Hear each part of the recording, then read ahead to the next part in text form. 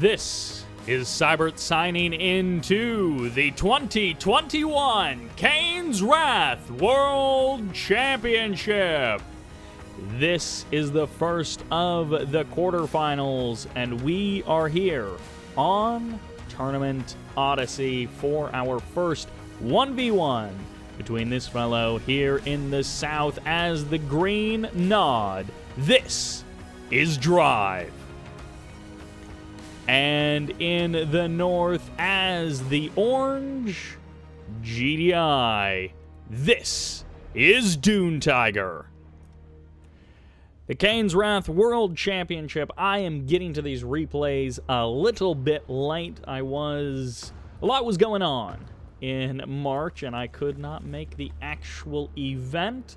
I'm sure lots of people were streaming it, and you may have already seen these matches, but I have not, and I'm excited to see how this event went down, what happened, and who took it all home. Of course, this is hosted by BikeRushOwnz and sponsored by David, so a big thanks to those guys for making this event happen. And of course, David sponsoring 3 different events, not just a 1v1. Actually, I guess 4 events if you count the mid-level 1v1 that already took place, that I already cast the finals of, and that you can watch.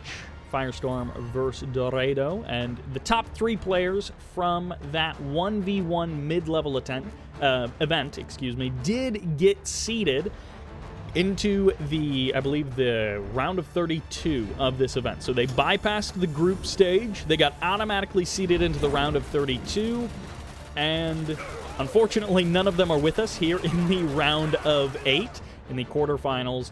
But, you know, they had their shot. They got to bypass the group stage, so they didn't get knocked out there. And they got to play their games in the main event. They just didn't quite make it to the round of 8. And, of course, that's how the bracket draw happens sometimes. Depending on how the bracket is put up, you can get an unfortunate path forward. But we are here with DuneTiger and Drive, GDI versus Nod, starting out on Tournament Odyssey, which is what all of the quarterfinals will be starting out on. And these are best of 5, so we're going to get 3 games guaranteed from each series, and then maybe 5 to see who takes home $50 and who moves on to a guaranteed $75 if they take 4th place. Now, of course, David, one of the things that he wanted to do was he wanted to spread out the prize pool, so it's actually quite a flat distribution as you go up the ladder. It's not like there's $1,000 for the event and 900 of it goes to 1st place. It's much more flat than that. So you get a payout even out to 8th place, and I'm not sure how far the mid-level tournament paid out, but it probably paid out like top 4 or something. So all in all, the 1v1 pays out, you know, like 12 different spots, something like that, which is pretty good for a community-run tournament 100 years after the game came out. Pretty good. This is, I believe, also vanilla factions only, so we're going to be seeing a lot of GDI, Nod, and Scrin. Probably a lot of GDI and Nod. A couple of Pitbulls showing up here for DuneTiger. He's going to go for a bit of harass. These guys playing straight-up macro for this game. No real sneaky business thus far. They're just playing pretty straight-up, pretty standard. Let's do a quick check of refineries, because, hey, this is 1.02 plus. Release 16, but the Catalyst missile is still a thing, and if you're the GDI player, you do have to be wary of that. So he may end up losing both of these refineries back home. That may be barely enough of a split for them to survive, but he may end up losing them both anyways. We shall see. A couple of laser turrets going to be going down here, and of course something in 1.02, the original game, didn't quite work properly, so no one ever built laser turrets, but now in the game, in the days of 1.02 plus, people actually build laser turrets, at least sometimes, to get a little bit of that defense out there.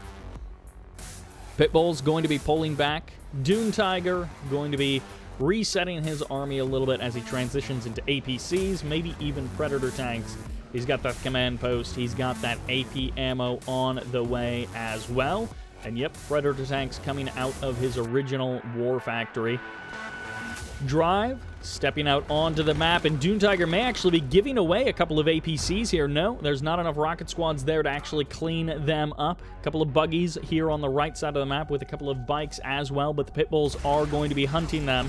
This one militant squad isn't quite going to have the firepower to clean that up. The bikes do manage to sneak by. They may get a couple of harvester kills, or these could just be scouting bikes to see if there are any openings or opportunities, or even Tib Catalyst scouting bikes, as they will get some good shots off on those harvesters, but not actually finish any of them off. Militants and rockets getting a couple of shots off on those harvesters over there, and a hammerhead spawns in. The double airfield has been scouted, and the hammerhead goes down, unfortunately, there for DuneTiger. He spent cash on that, but didn't do anything with it. There's going to be the money refinery shot, and he gets the kill on one refinery. The other one does survive, and of course, back here, not a lot of Siberium, so not necessarily worth catalysting those guys back home. Pitbulls showing up near the third base location of Drive. They're going to take the far ramp, the one that no one almost ever takes. And through the middle of the map, Predators and APCs going to be potentially pressuring Drive as well. Drive is up to Tier 3. He's potentially going laser capacitors for those Scorps and just going to stick around on a kind of low-tech army, but with those big upgrades to make them more viable. And indeed, it is going to be the laser capacitors as they deal with a couple of those pit bulls. But in the middle of the map, the Predator tank starting to close in on the forces of Drive. Drive doing a good job of defending, and DuneTiger not even really managing to kill off any harvesters. No railguns for DuneTiger, so he's not going to be doing as well against these Scorpion tanks, which are fully upgraded here. And even the Venom's going to go unanswered against these Predator tanks as a Redeemer engineering facility gets dropped down, and DuneTiger is going to need an answer to that Redeemer very soon. Predator tanks get destroyed, unfortunately, there for DuneTiger. A couple of battle markers firing off in the north. It looks like Pitbulls hunting down those Venoms. And this one Predator tank somehow being allowed to kill a couple of extra Scorpion tanks, which is a bit unfortunate there for Drive. Overall, Drive probably the favored one in this engagement. The MCV getting dangerously close to that Orca strike. We'll have to see if anything actually happens with it. Bikes on the ramp, clean up one rifleman squad, and then they're going to head down. They're going to get some splash damage on the APCs, as well as those harvesters, getting some good DPS on those harvesters almost for free, and then a bunch of pitbulls showed up and just absolutely destroyed them. Venom's now going to be hunting down harvesters here at the main base of DuneTiger. Drive, not sure if he wants to kill a power plant or the harvesters. He's going to go for the power plants, trying to deny any additional anti-air defenses from going up, trying to stop them from stopping him from killing those power plants and those harvesters. And now suddenly Drive calls off the attack moments before he would have actually just killed off that harvester, turns around, gets the kill there as Drive establishes a third base location. No refineries down just yet, but he is hanging out. Hammerhead showing up to harass that Redeemer, but no big damage done just yet. Venom's getting more damage on this refinery, and DuneTiger doesn't seem to have much of an answer for that. A couple of pitbulls going down even to this militant squad, as that is not something you see very often, but when the pitbulls are so low health already, that is what happens. A foothold has been established in the north. DuneTiger with that MCV at his third base location. And still nothing. He's just literally going to let this refinery die a little bit more slowly as he lets those Venoms just eventually sap away the health of that refinery. Juggernauts, Predator tanks, no railguns. So this is a high damage output army, but not quite as robust as it could be. One refinery down, lots of harvesters transferring over for DuneTiger. Pitbulls heading on south, but they're just going to get eaten up by these Scorpions. And now Tip Catalyst missile on top of these Predator tanks, as well as the Rage Gen, and those Juggernauts doing big damage to their Predator tank friends. Juggernaut's now going to be trying to engage the Redeemer, but they've got mines in front of them. They can't step any further forward. APC's trying to target down the Venoms, but the Venoms actually survive. There's enough Venoms, and now the Juggernaut's going to be stepping onto the mines in a mistake. Did he not see the mines come down? He's going for the Redeemer, and DuneTiger has been defeated. No real chance of taking that map. He was fighting from behind and making some critical mistakes there near the end. Pretty even on eco, but that last engagement could almost have not gone worse for DuneTiger. That was an absolute money rage gen, and the mine drop on top of that with everything else Drive was doing. That will do it for this game number 1. Does Dune have what it takes to knock down Drive? Drive is definitely the better straight-up 1v1 player in most situations, but let's see what Dune can do in game number 2, which takes us to tournament decision, no poker in the north as the orange nod. This is DuneTiger. And in the south as the green GDI.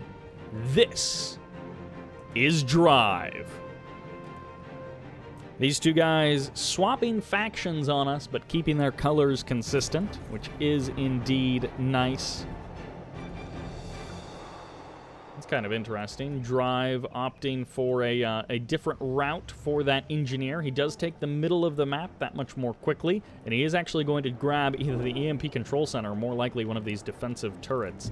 And he'll have a nice little hold in the middle of the map, and then he will be able to get his tib spike as well. No additional tib spikes here on this version of the map. And of course, you've got that back path to your primary tib spike right there. So defensive tower is under the control of Drive.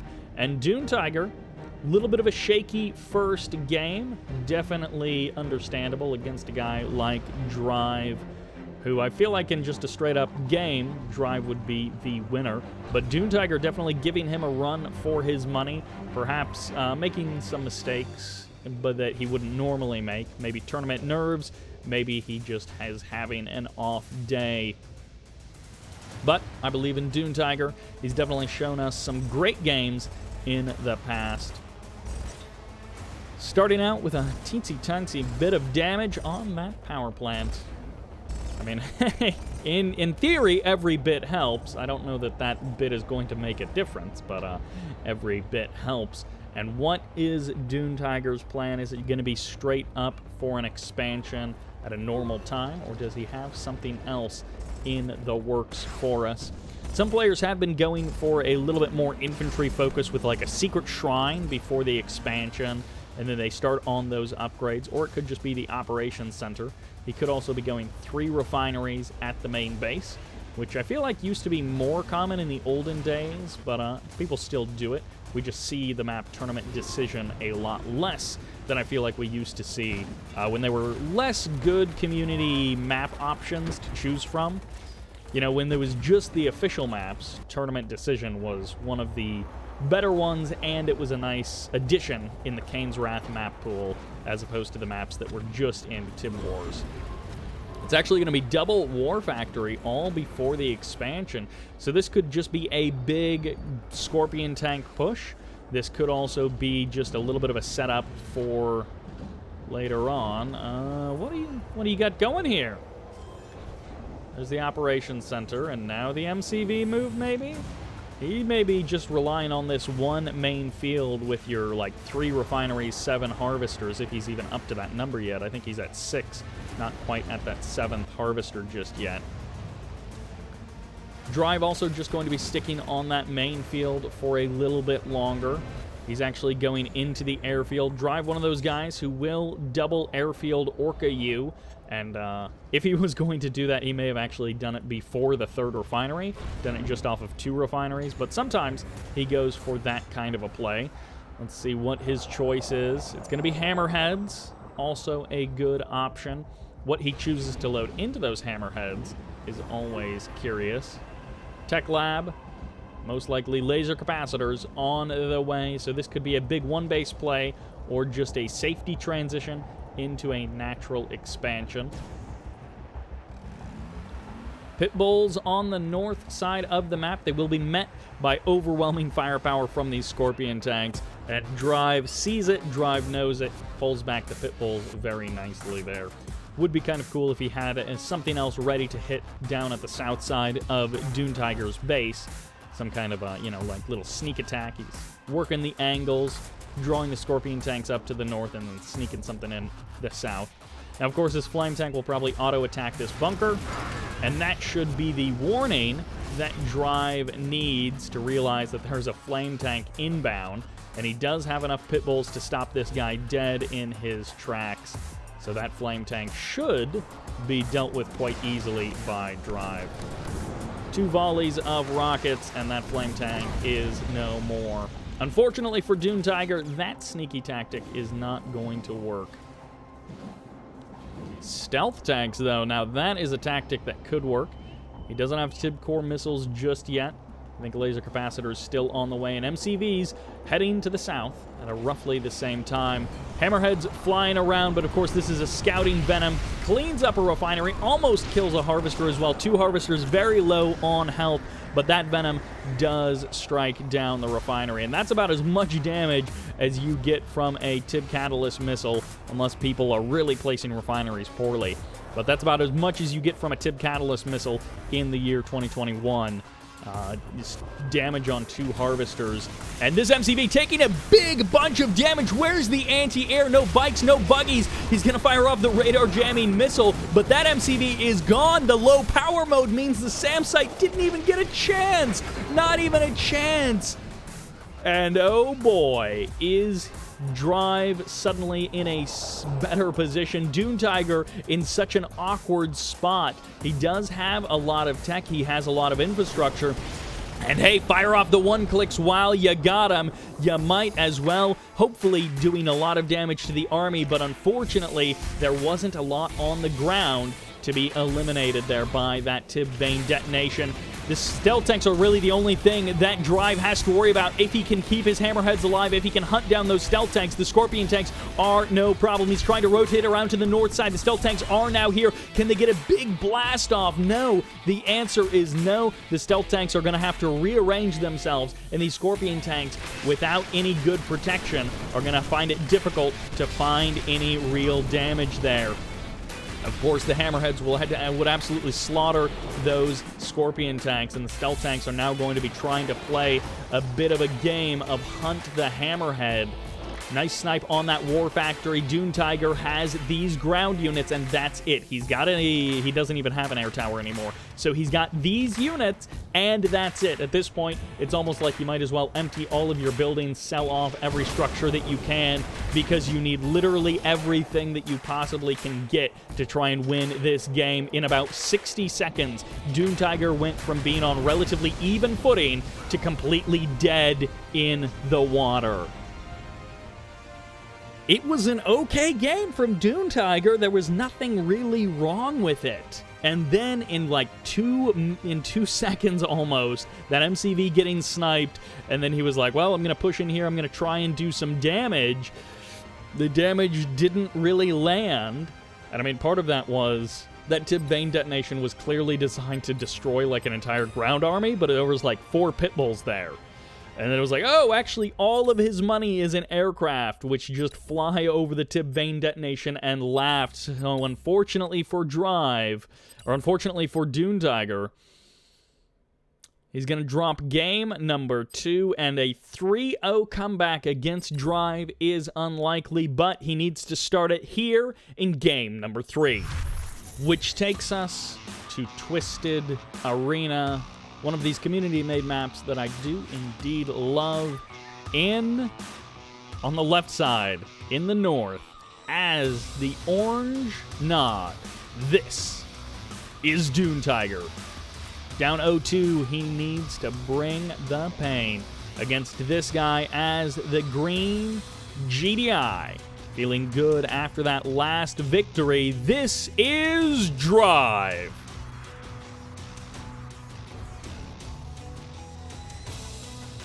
There is a tip spike down here. There's the capture. Now, Tournament Arena, not a map that we see very often, so I'm glad to see Twisted Arena because it's a cool new take on this. For those of you unfamiliar, it does add a contested third field, and then you do have the slow-growing blue fields, but they're in kind of different positions. They're in the same positions, but because of the layout of the map, they feel like they're in different positions. The symmetry on this map is a little bit different than the original tournament arena. And so far, everything is looking fairly standard. The Shredder turret is barely going to get it. I thought it was barely not going to get it, but it barely did get them before the foxhole was established.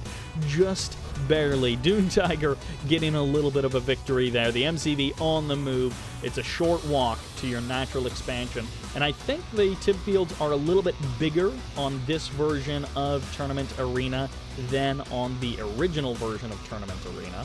So we shall see if that affects anything. We could just end up seeing, you know, a little bit longer games or a little bit bigger armies, whichever way that plays out. But you do have still the kind of direction. It points you straight towards your opponent. You don't expand like down south, like something like Tournament Rift, and stay kind of an equidistant from your opponent for your natural expansion. This one, it points you right at the other guy, and it says, go get him. One War Factory down and ready for DuneTiger. Is he going to be an aggressive second War Factory before his natural expansion refinery guy? Or is he going to continue the old classic, just drop your refinery and get that eco up and running? And then, of course, equal question for Drive. They're both going to be playing the very slight advantage to the eco game. Couple of pit bulls showing up here. And Dune is actually going to be going for the Hand of Nod response. With 4 pit bulls here, this is a little bit annoying, and they are going to get a kill on the Harvester. They may end up trading out 1 life of a pit bull for it. And the Scorpion tank's showing up. The Raider Buggy going to try and chase them down. And the Raider Buggy will actually go down, so trading out a pit bull for a Raider Buggy as well as a Harvester. Drive is going to be feeling pretty good about that exchange pretty much every single time. And I saw a battle marker over here, so I thought it might be some bikes or something, but no, it's just a militant squad, which is the saddest Harvester hunting force ever, because the Harvester will just kill the militant squad, no problem. Operations Center going to be the choice for DuneTiger. Not sure where exactly he's going with that operations center, but he didn't go for an additional refinery. He didn't go for a second war factory. He went for the ops center. DuneTiger may be aware of this. He may have sent in a little bit of a sneaky scout to get eyes on that, but the command post for DuneTiger is a little bit delayed. Of course, he went the more standard route of the war factory at the natural expansion. Although lots of players do like to get their tech up, even on just one base, get, you know, some upgrades rolling. Aha! Double Reckoner is out on the map. What does DuneTiger have planned here in this game where Drive is on match point? This almost reminds me of like a rig push. A lot of players, you know, maybe 6 months or, well, no, not 6 months ago, like almost a year ago, a lot of players were doing rig rushes, and you would have all of these sort of timings around your natural expansion where you'd do a nice rig rush, and you almost always got some decent damage. A couple of Scorpion tanks going to be supporting this Reckoner. 1 Predator tank down, a second one almost eliminated, but this is 3 Watchtowers right on the front line to try and stop these Reckoners, and good push with the second Reckoner now going to be coming in, but it deploys pretty far away, so this is a couple of rocket squads inside of these Reckoners. They might just be trying to distract while a third Reckoner sneaks around the right side. Only 1 Black Hand squad in there. I thought it might have been 2 Black Hand squads, but they're trying to create a bit of an opening to flame down a refinery, to destroy some Harvesters, or to even burn down that war factory, but the timing is a little bit off. I think this was supposed to hit just a moment earlier, and a Pitbull is actually going to be doing a bit of damage in the base of DuneTiger. He's going to maybe get the refinery. He won't even get the refinery.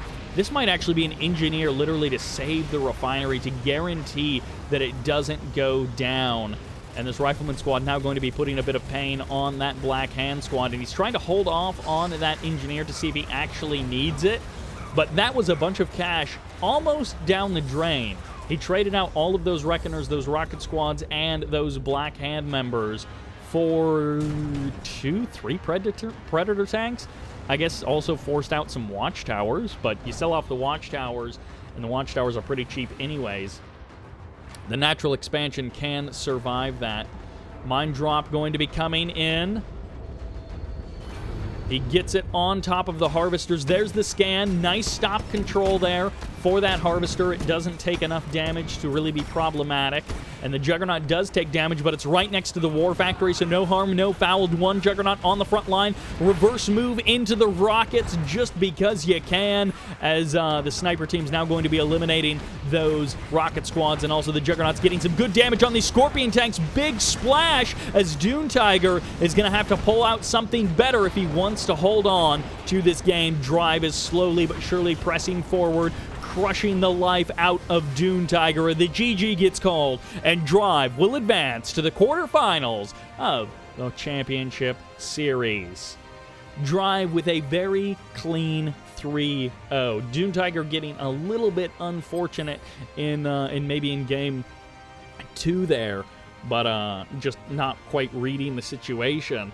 But this game, DuneTiger trying a couple of things that were a little bit out there. He tried to get the upper hand with some unorthodox tactics, and they didn't work out. In a different world, if that goes, 10% different or maybe 20% different, then Drive does take a bunch of damage there, and DuneTiger is in a much better setup. But that will do it for our first quarterfinal series. We have 3 others to get to before we head into the semifinals. Thank you all very much for watching. I hope you enjoyed it. And this is Sybert, signing out. This is Sybert signing in to the 2021 Kane's Wrath Championship Series Semifinal B. We've got our best of 5 on our hands, starting off on Tournament Odyssey. This fellow in the north as the blue. As the GDI, this is Bartez. Versus the opponent in the south as the red, as the nod, this is BikeRushOwnz. BikeRushOwnz, one of the favorites to take this whole event. So getting this guy in the quarterfinals, you've made it through the group stage, you made it through the round of 32 or round of 16, and then you get Bike Rush in the quarterfinals, and it's like, well, I'm guaranteed $50, but am I likely to defeat the guy who is like, top 3 in the tournament? Probably not. So let's see what Bartez does. In tournaments, mismatches like this do indeed happen. They usually have to happen somewhere in the bracket, but depending on the luck of the draw, they can either happen pretty early on or pretty late on, depending on, who's signed up. And this is always a question, whether it's, StarCraft or Smash or Kane's Wrath, is what do you do when you are the underdog player? Some people believe that it is your chance to do something wild, crazy. You should have something prepared. And other people say, no, you got to play your game your way. You got to try and, play as standard and as safe as you can, just to give yourself the best chance. So it's a couple of different schools of thought. In this case, it's BikeRushOwnz, but Bartez is saying, I'm just going to play straight up. This is an everyday game. I'm going to get my macro on, get my eco rolling. I'm going to run over a couple of militant squads and eventually have to build a watchtower to kill them off, to stop them from killing this power plant. BikeRushOwnz holding no punches. Attacking that power plant is such an annoying thing to do. Just sending those militants across the map. He has no illusions that those militant squads are going to actually kill that power plant, but he's just causing little bits of annoyance to Bartez. And also, just kind of communicating that he is gonna bring the pain. He's even going to attack your power plant, which Bartez is choosing not to repair. He's going to keep that guy just at that half-health situation, which is fine. He can spend that money elsewhere as long as Bike Rush doesn't come back in for another pass at that. I'm very happy to see that we have gotten to this point in the match, though. Natural expansions are dropping those additional refineries. Huge spread on those refineries from Bartez. So he's really bringing the difference there between those two refineries, making sure that there is lots of space for the Catalyst Missile to not hit both refineries. And of course, it's not like the olden days, as we often say, that the Catalyst Missile doesn't quite do the damage that it used to. Nice snipe on the Engineer! That is an Engineer that in theory should be saved. What is this Rifleman squad doing just showing up in your base in the middle of the day like that? But, yeah, just kills off that Engineer. So forcing Bike Rush to rebuild that Engineer. Very annoying. Great move there by Bartez. I'm very glad to see that Bike Rush didn't just Bike Rush this guy and just go for a 2 War Factory bike buggy all in, as he has been known to do in tournaments. I think it's probably been a little while since he's really utilized that tactic heavily in tournaments, but it used to be pretty much the only thing he did because it had such a high win rate. So you do that maybe twice in like a best of 7 or something, that gives you 2 points. And then if you play the other games, you only needed to win 2 of the other matches to take the series and win the event. Going for the Surveyor, so not going to move his MCV. He's going to keep it here. He's got that Tier 2 up and running. He's got that first Hammerhead out, hunting rocket squads here and there. A nice move by Bartez to try and keep down the infantry numbers. And a guy like Bike Rush, he's almost always trying to sneak something in somewhere. He's trying to send in a couple of riflemen and a couple of rocket squads to do a bit of damage here or there, trying to send a couple of Scorpion tanks this way or that, and they might just be scouting because is the Catalyst Missile on the way? It is indeed. There's the salve. He gets the right one. If that was me, I would have sold off the wrong one. There is like a shadow that spawns in. You can see which one it is going to hit, but you have to be right there. You have to be ready. He loses the outpost, and honestly, that's almost worth it. I mean, it's not really, but it's almost worth it. He's going to be losing a Harvester as well. 2 Harvesters going down to the Scorpion tanks and the Stealth tank. Look at that split on the rockets from BikeRushOwnz trying to maximize his damage output, but he's actually not going to get the second Harvester. The Scorpion tanks all go down, the Stealth tank gets eliminated, and that Harvester full of Tiberium survives at the same time. Not actually going to get anything. Maybe a little bit of damage done to these Harvesters by these Pitbulls, but that Obelisk and that Stealth tank is too much DPS for Bartez to be able to contend with. And now he may be able to just move his MCV and go for the regular expansion with his MCV there. But of course, he does have his tech up. He is most likely going for those railguns. Pushes in with his hammerheads, kills off a couple of rocket squads, so his Predator tanks are going to be that much more efficient. If this is hitting just before railguns, then Bartez is going to be kicking himself that he's down on that damage. He needs to clean up this Stealth tank so his hammerheads can be that much more effective. The Obelisk does go down, but the Redeemer does step out, and the timing is just a little bit imperfect for Bartez. He can't stop the Redeemer, and the Rage Gen may slaughter his forces as it fires off there. The Pitbulls attacking the Hammerheads, and the Predator tanks turning on each other, making this cleanup for Bike Rush that much easier. The Harvesters even surviving throughout all that damage, and even one of the Harvesters does go down there as Bartez gains control of his forces. This attack, oh man, if the railguns are like 10% faster, if that Redeemer is 5% slower, that attack is entirely different. Bartez may have just won the game there if this match was just a little bit different. And now it's a Stealth tank with so much damage against these Harvesters. But no, the Pitbull gets it. The Harvester takes more damage. One Harvester goes down, but the Pitbull gets the kill, and this Harvester over there is going to fall. But the Watchtower and the Pitbulls may get the kill on the Stealth tank anyways.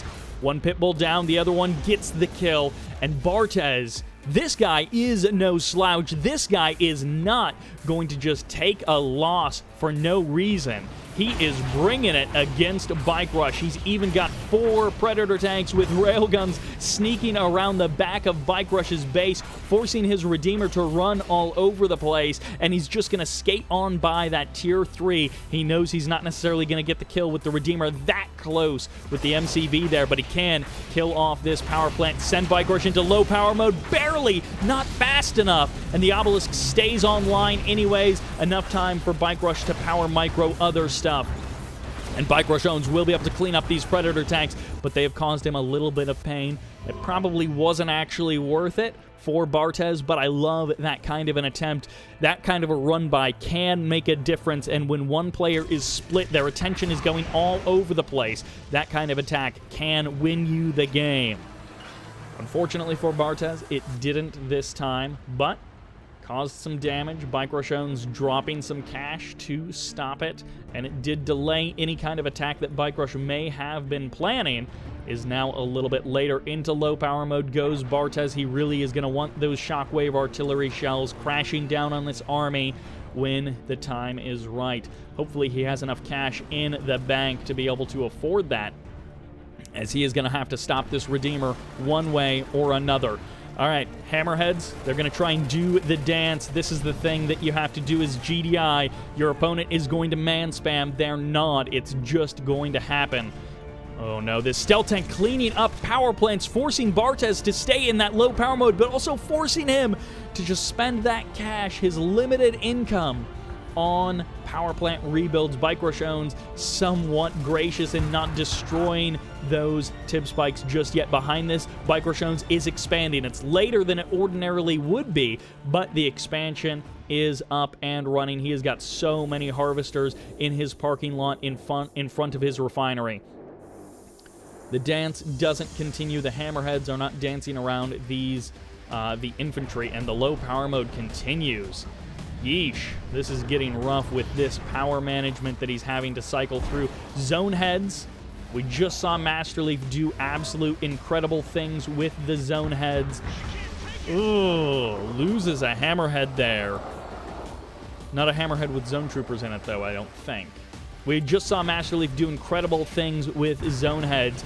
Can Bartez do incredible things? He's going to have to do something to save this MCV. One watchtower going down. This is a lot of rocket squads, and of course he's not Black Hand, so he doesn't have the Black Disciple upgrade. He loses a harvester, and now these Hammerheads are going to try and pull off the dance. They don't quite do it, and that's a zone head going down as well. A bunch of rifleman squads going to be showing up, and this MCV almost certainly will survive, but it's going to be at a cost. Even the hallucinogenic grenades making this a more difficult fight than it otherwise should be, as BikeRushOwnz may barely get the kill on this MCV. It's going to be close one way or the other. And oh no, this is just cruel. One last throw of hallucinogenic grenades. A stealth tank does go down due to the Predator tanks, but that is just mean. And now Bartez has no third base. He has no economy to roll into to power his late game. It's all up to like 2 zone heads. He has been played into a corner, and now he has to try and spin straw into gold. It's technically possible, but boy, is it going to be difficult when he has so little income. Those 2 Tiberium spikes definitely fueling him. He loses both of the zone heads, so that is that zone trooper drop pod support power just going to not do a whole lot, unfortunately for Bartez. He's got 2 refineries. He's got harvesters, but of course long-distance harvesting. He's just going to get further and further behind almost with every moment that goes by as BikeRush continues to harvest his main field, his natural expansion, and full-time harvesting on this 3rd field. The Redeemer stomping around the map. The rocket squad's growing by the moment. BikeRushOwnz with almost every conceivable advantage in his favor. Just has to close out the game. Rage Gen fires off. Again, the cruelty is almost unmatched here. BikeRushOwnz forcing the engagement to be even more awkward, forcing the retreat just a moment longer. As BikeRushOwnz, you gotta hand it to the guy. He is not getting cocky. He is not going, oh, well, I'm the favored player, so I'm just gonna play stupid. And then he ends up making mistakes, and then Bartez kicks him out of the tournament. BikeRushOwnz is playing this smart. He's playing this safe. He is not doing anything too crazy. GG gets called. Bartez has been defeated. BikeRushOwnz takes game number 1. But oh boy, do I have faith in Bartez to turn this around. I thought maybe Drive and Futurama would be the only guys to really knock BikeRush down in this tournament, but Bartez is no slouch. That was game number 1. a bit of a coincidence that he got off a game that good against Bike Rush, or is Bartez actually able to keep up with Bike Rush for at least a couple of minutes? Let's find out in game number 2. Which takes us to the dulcet tones of Tournament Rift. I just realized something, I remembered something. The stock maps that come with the game have so much more ambience in them than the community-made maps. The community-made maps have almost no, like, custom sound cues. But there's so much ambience in the original maps. Anyways, on the left side, kicking it over to the Nod team as the blue, this is Bartez. Down 0-1, but earning a spot in our hearts against this guy. The undisputed one of the champions of Kane's Wrath. As the red, this is BikeRushOwnz. BikeRushOwnz, one of the most storied players in Kane's Wrath history, going through pretty much a phase of being undefeated by almost anyone up through, I don't know, 2012 or 2013 or something.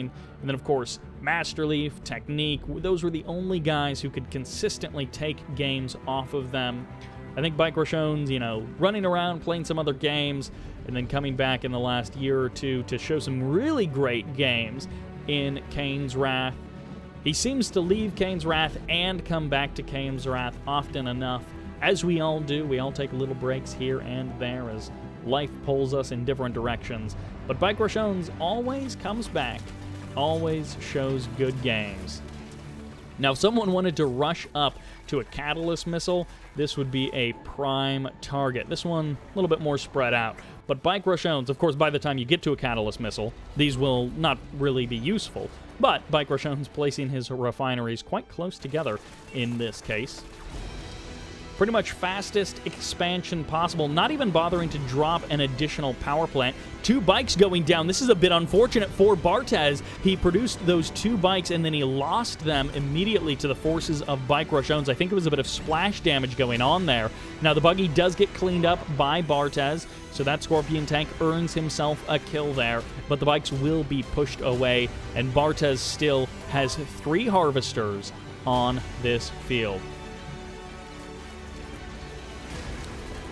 BikeRushOwnz taking a bit of damage on that power plant. I love this from Bartez, returning the favor from game number 1. And of course, the bikes, they don't have a 100% hit rate against the infantry. I would love if Bartez even started attacking this power plant down here with that additional militant squad, just causing even more very minor problems for BikeRushOwnz. Both Bartez and Bike Rush both grab the tib spikes in the south, and Bartez with 2 Scorpion tanks to the blue Tiberium. A classic Bike Rush move is to steal that blue tib early and often. Bike Rush now going to be coming in. He's going for the kill on the bike of his opponent. He gets another bike of Bartez's. And Bartez, well, either the RNG or he actually force-clicked on that bike, but he gets the guaranteed kill on one of Bike's bikes. Harvester should be fine. Good harvester control by Bartez. BikeRushOwnz cycles away from the natural expansion of Bartez. Militant squad back there, getting cleaned up.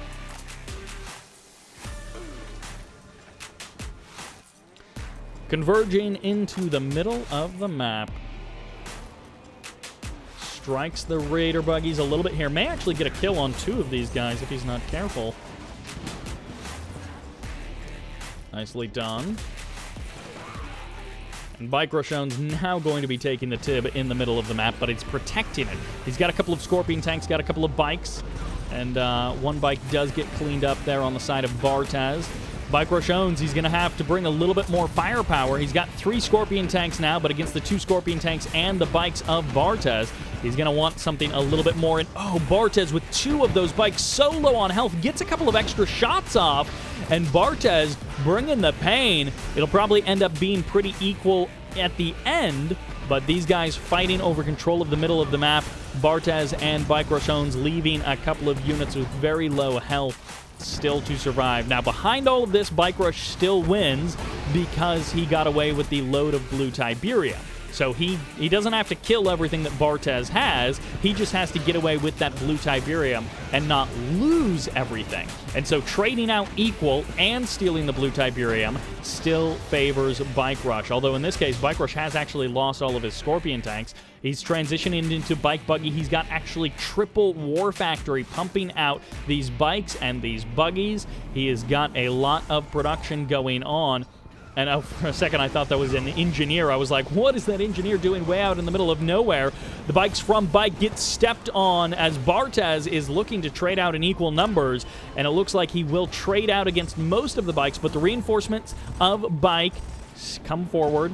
And now Bike is going to be able to push Bartez back. There's the operations center on the front line. Where are the laser turrets coming down for defense? He has nothing queued, so it's just going to be up to the units. Can Bike Rush actually do any damage here? It's going to be much faster reinforcements for Bartez, and he's going to even kill a couple of Raider buggies as they're trying to escape. A Harvester of Bartez. A bad move. He did not have control of the middle of the map. BikeRushOwnz is going to get away with 3 loads of blue Tiberium, and he's going to defend it. Who needs an expansion to defend when you can just steal the blue Tiberium from the middle of the map? Bartez, thinking he'll be clever and do the same thing, ends up losing out. There's the laser turret, getting some good shots off. You need that extra DPS, and BikeRushOwnz, with that blue tib, he might just be running away with this game. He's even going to be going for a 3rd base, a proper expansion into the middle of the map with that big green field, and he is just pushing the bike buggy button. He doesn't care about no whoppers. He is just going to overwhelm his opponent with sheer numbers. Who needs technology? Who needs tanks? Just numbers. There's a sell-off of a refinery, and this MCV going to take big damage. I'm not sure why it's still packed up and moving. That was so much potential damage on that MCV, and Bike Rush didn't actually go for it. He could have tried to go for the throat on that one, but instead he turns south. He's going for the harvesters, and eventually he will be cleaned up, but he might get one last kill. No, barely. This harvester survives. The MCV also not taking a lot of damage, taking a bit of damage, but not a lot.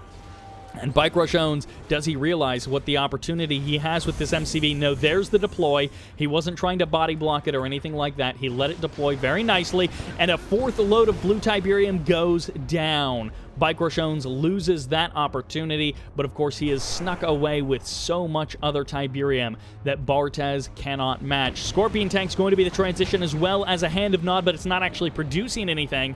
Is this for a catalyst missile? Was that a scout? Okay, I don't think so. The tech isn't that high up yet. We're still at Tier 2, despite the fact that 1,000 units have died on the battlefield. Battle marker over here is still just these militant squads hanging out in Tiberium. It keeps distracting me. Scorpion tanks heading north. Reinforcements potentially coming in for Bartez. His MCV is packed up and running away. BikeRushOwnz, again, really missing an opportunity to kill this MCV a couple of different times. I think now he's going to try and go for it. No. Goodbye. And Bartez now could try and steal the blue tib from the middle of the map. He's got some bikes around there. There's his harvester. BikeRushOwnz is actually backing off of that location. He's heading up entirely north. Bartez sends his bikes back down to guard these harvesters. A good choice, but also if he could strike down a couple of harvesters of BikeRushOwnz, that would be fantastic. Of course, BikeRushOwnz, with the early 3rd base expansion, is just looking to defend his position and his footholds. Harvesters are almost loaded up with that delightful blue Tiberium, and they may be able to escape. They need to get out of there now before the Scorpion tanks arrive to ruin their day. And of course, the bikes escorting them back home, and that is enough. He got only half a load of blue Tiberium inside of that other guy, but he called it off early. That was the safe option. Bartez trying to regain his footing. Couple of tanks here, couple of bikes as well for the stealth reveal, and these harvesters are vulnerable. One goes down with no retaliation from BikeRushOwnz. A second harvester very low on health. Ooh, Bartez even gets a Scorpion tank. Now, of course, when a Bike Rush has defender's advantage like this, Bartez wants every possible edge he can get. Giving away a bike there, not the end of the world, but not something you feel good about.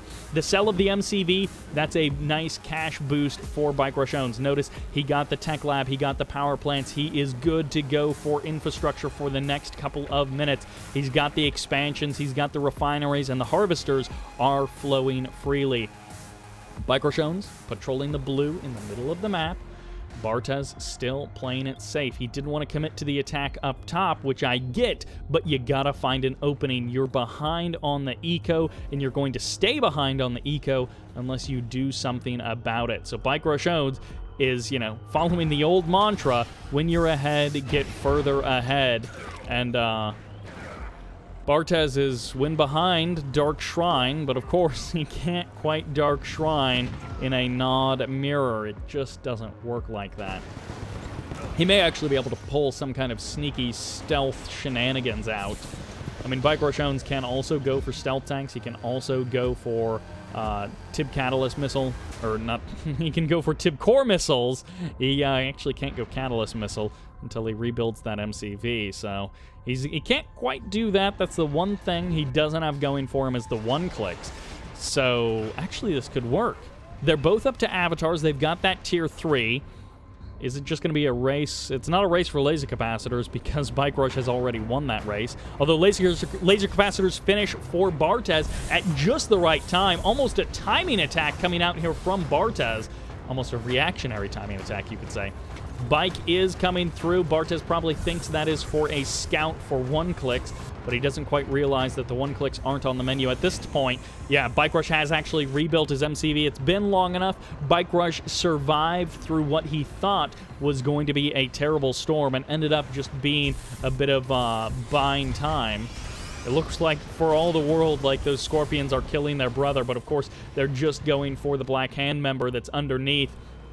And this is going to be a huge arc of tanks from the side of BikeRush. Rocket squads in the north, avatars there as well, obelisks on potentially both sides, as the Scorpion tank's going to be pushing in. BikeRushOwnz doesn't have the avatar numbers, but he may have the numbers overall. Laser turrets getting some nice shots off as the avatars now going to be stepping back from the front line, and they actually snipe a harvester. A nice move there. BikeRushOwnz reestablishes another refiner on the front line. The obelisks are here. Bartez is looking for the angle. He's slowly pushing in the south, but in the north, he can't find a good foothold. His Scorp's getting pushed back. BikeRushOwnz with the Scorpions, with the avatars, going to be just trading out, and now he's going to be pushing forward with the obelisks, trying to find a better angle. And even a Spectre getting in on the action, that artillery advantage. The bikes are hanging out near the front line, but not putting any damage out. And is this just going to be a war of attrition? BikeRushOwnz dropping an additional hand of not for more rocket squads in the north. The avatars getting pushed back in the south. Bartez is faltering. He's not able to find an angle that feels good. There's another engineer here for some reason as more obelisks get dropped down, and Bartez looks for an opening, but he's not finding it. He's just sort of bled off chunk of his army after chunk of his army. He's got bikes way down here in the south, but he's losing to the Spectre artilleries as they fire unanswered from a great distance. The Scorpion tanks are going to clean up a power plant. They're going to clean up a refinery, and if they could kill off the harvesters, that would also be nice, but it wouldn't win him the game. The bikes in the south splitting bikes' attention, but they're just not doing anything. There's nothing that they're killing. And is Bartez just going to bleed? He's just going to slowly bleed to death? The bikes have been sitting there so long that an obelisk got built to defend against them. Scorpion tanks now heading down the south. Bartez is going to try and trap BikeRush in a net. He's going to try and close the noose around BikeRush and suffocate him out, forcing BikeRush into the middle of the map. That would be the best thing that Bartez has done. He needs to decide his target and focus it down, not split his attack between 4 different areas. And the obelisk will go down. The harvesters are getting hunted, and goodbye one additional harvester. BikeRushOwnz has not won this game just yet. He drops an additional power plant trying to save that harvester. Where's the additional obelisk? He doesn't have it here. He doesn't have anything to stop this army from just shredding his base. Bartez has found his angle. He has found his opportunity, but can he do anything else with it? BikeRushOwnz trying to get out the last few buildings before his MCV goes down, before it gets eliminated. He's going to drop an obelisk, which is a curious choice. There's like no way that you save that MCV from this situation. He might actually be able to body block it. He's going to be able to body block the Scorpion tanks and buy time. Those Scorpion tanks not wanting to sacrifice themselves. Bartez did 90% of the damage, but then let the MCV escape, let the power plant escape, and let the refinery stand. I don't know if that's the right call. He could have at least rotated back around and killed off the power plant. Now going down one tank at a time, just being eliminated. Bartez is going to circle around the mountain and head back up to the north. Bike's poking in. Bike already has another MCV out. Maybe Bartez spotted that and realized that killing that MCV wouldn't even be that great of a stretch of destroying Bike Rush. The Avatar line has reformed. BikeRushOwnz with that artillery advantage can just keep pressing Bartez back further and further. 3 bikes explode as the Spectres fire off, claiming more and more lives. They're going to melt each other's avatars, but so many rocket squads now going to be coming in, and BikeRushOwnz, once he gets the splash damage out, should start to carve through this army of Bartez. The Scorpion tanks on the back end trying to do something, but these avatars just will not stand against the forces of Bike Rush, and the Scorpion tanks even going down to the forces of Bike Rush. Bartez, he almost had Bike Rush in a noose. He almost closed it around his neck, but he wasn't able to seal the deal, and now Bike Rush is breathing down his neck, closing the distance, and that will do it. Game 2 goes to Bartez. It feels like in both matches he is just an inch away from being able to defeat Bike Rush, but either nerves or he doesn't believe in himself or something, but Bike Rush unable to be stopped. Now, I mean, in a practical sense, BikeRushOwnz can lose more and still be ahead because that third base was absolutely killer in this case. 30,000 credits, 34,000 credits of difference over the course of 16 minutes. And I mean, hey, getting that blue tib helps a little bit. Having 2 spikes the whole time helps a little bit, but that was somewhat equal between them. That third base was completely unanswered, though. Bartez falling down in game number 2. He needs to make the comeback begin in game number 3, which takes us to Tournament Highlands, the map that we have seen so much of, so many epic games. On the left side, as the red Skrin, mixing it up, this is BikeRushOwnz on the precipice of going to the semi-finals. On the right side, as the blue nod, this is Bartez. Gotta feel bad for this guy a little bit here. Again, if those games are just a smidge different, BikeRushOwnz is, 1-1 or down 0-2 against Bartez. Couple of descents on the south side of the map for BikeRushOwnz. Not a big commitment. Hey, this is not Traveler 59. Just regular old Skrin. But those descents, they are pretty good.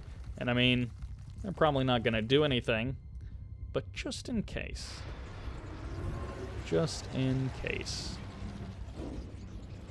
Ooh, that's a Harvester. We want 2 buggies to be the follow-up after that Harvester. We really want 2 buggies to be the follow-up, or maybe a Shredder turret queued up. Could be that. Well, he's got a Shredder turret queued up. He's out of cash. This is not good. BikeRushOwnz holding off for just a moment. BikeRushOwnz on the way to his natural expansion. Notice the buzzers came through a minute ago for BikeRushOwnz. He confirmed that there isn't anything crazy going on. That's another Harvester. This is... Okay, there's the Shredder turret. Is he legit going to wait until the Shredder turret gets sold off? Bartez must have a sense about this. No, there's the sell-off. He's got 1 buggy. Okay, BikeRushOwnz backs off, so he's not going to try anything. He's going to keep these guys around for the natural expansion. Bartez sees them. He skates down there with his buggy, and he sees those descents, so he's going to be able to clean up these descents with some careful buggy micro. You want to have to just maintain that distance, and he's going to get some damage on the MCV for free, which is always nice. The MCV doesn't go down. Bartez may be making a little bit of an overstep by, just giving away that free damage. But he's now going to clean up these descents. And, his refinery is going to be a little bit late on the natural expansion, but it's not the end of the world. BikeRushOwnz is already there, set up, ready to go. Stealing the blue tib in the north. Not quite yet for Bartez. He is gunning down this reactor. We talked about this in game number 1, but Bartez is really going to be doing it in game number 3 here. Every advantage you can get. I mean, you're not going to kill the reactor in like 999 cases out of 1,000, but there is that one chance. There is that little bit of a chance that you will get the kill, that you'll be the hero, that everyone will cheer your name because you killed a power plant with militant squads. Which, again, just normally doesn't happen. Seeker tanks getting cleaned up. BikeRushOwnz isn't going to have very many vehicles left if he keeps losing them to these bikes of Bartez. Love this play by Bartez, cycling the bikes in and out to keep those Seeker tanks down. You can take a full shot to the face from that Seeker tank. You can do that bit of damage, and BikeRush actually sends a Harvester out in the face of all of these bikes. That's a curious case, a curious choice. One Harvester going down, and it wasn't full of Tiberium. A second Harvester most likely won't go down. BikeRushOwnz Harvester control is usually too good to let that happen. At the same time, BikeRushOwnz is going to be striking down a Harvester of Bartez. He's barely going to get it there. And that is so frustrating for Bartez. Right when you feel like you've starting to get an edge, you've starting to get an advantage here in game number 3 on match point in the quarterfinals, best of 5. BikeRushOwnz pushes into your base, and he's going to get a kill on 2 Harvesters. The natural expansion Harvesters, it's not the end of the world, but knocking down those 2 Harvesters. And when you've got the additional distance to drive, he's not going to get a Scorpion tank. He almost could get a Scorpion tank, though. If he would have put all of that damage on one Scorpion tank, it would have gone down. A little bit unfortunate there. Bikes coming back in for Bartez. I don't think he got any additional kills. But, I mean, even just the refinery placements for Bike, it's 10% better, 15% better, and then killing off those 2 Harvesters. It adds an additional delay to Bartez actually getting his eco up and running. And it's like little bit by little bit, Bartez isn't losing wholesale, but he's losing 10% here, 10% there, and it adds up over time when you're already not favored against BikeRushOwnz. So even if BikeRushOwnz is only 5% better, these advantages keep adding up and they keep translating. And we saw in game number 2, Bartez was not able to turn things around. He got really close to turning things around, but he wasn't actually able to turn things around. BikeRushOwnz with the constant descent production, that's something that Bartez always has to worry about. No Tier 3 laser capacitors just yet for these Scorpion tanks. Good control by Bartez. Just careful, thoughtful stuff. Mixing in a couple of Venoms, cycling down the Scorpion tanks so that they're further away from the Venoms. That it's just kind of mean. That kind of stuff that happens. What is this guy doing? What are you doing there? Storm Rider's now going to be targeting down the Scorpion tanks, and a plasma missile battery gets the kill on that Venom. Okay, good. They get the kill on that engineer. No sneaky business for you, BikeRushOwnz. You're not going to get any free caps for no reason. I mean, he got this one, but he's not going to get any more, hopefully. Bartez says, you stole my tip spike, I'm going to shoot down yours. And hey, you got a couple of rocket squads, couple of riflemen, you might as well put them to use, killing off some of your opponent's income advantage. Bartez taking the 3rd base in the middle of the map, but of course he has harvested hardly any of his natural expansion, so he has got to collect a lot more Tiberium before he is actually going to be on even footing with BikeRushOwnz economically. And on top of that, I mean, BikeRushOwnz now has 3 Tiberium spikes against the 1 of Bartez. So he's got that 20 credits a second of advantage over Bartez, and it looks like BikeRushOwnz may have been the only one stealing the blue Tiberium. Bartez hasn't been stealing the blue Tiberium from the south. That looks pretty fully grown. So BikeRushOwnz, if he's able to get away with this Tiberium in the north, which he will, this is way too much defense for Bartez to break through with just a couple of bikes. BikeRushOwnz is just going to continue to get further and further ahead in the economy front. Ooh, striking down the beam cannons. Beam cannons are sick in those kind of numbers, and he even gets the double vet bike. The auto attack there cleaning up the double vet bike that had the low health. Again, little advantage by little advantage. The Venom's watching just as those Storm Riders come in after they just watched the Harvesters, not the Hammerheads, the Harvesters, steal that blue Tiberium.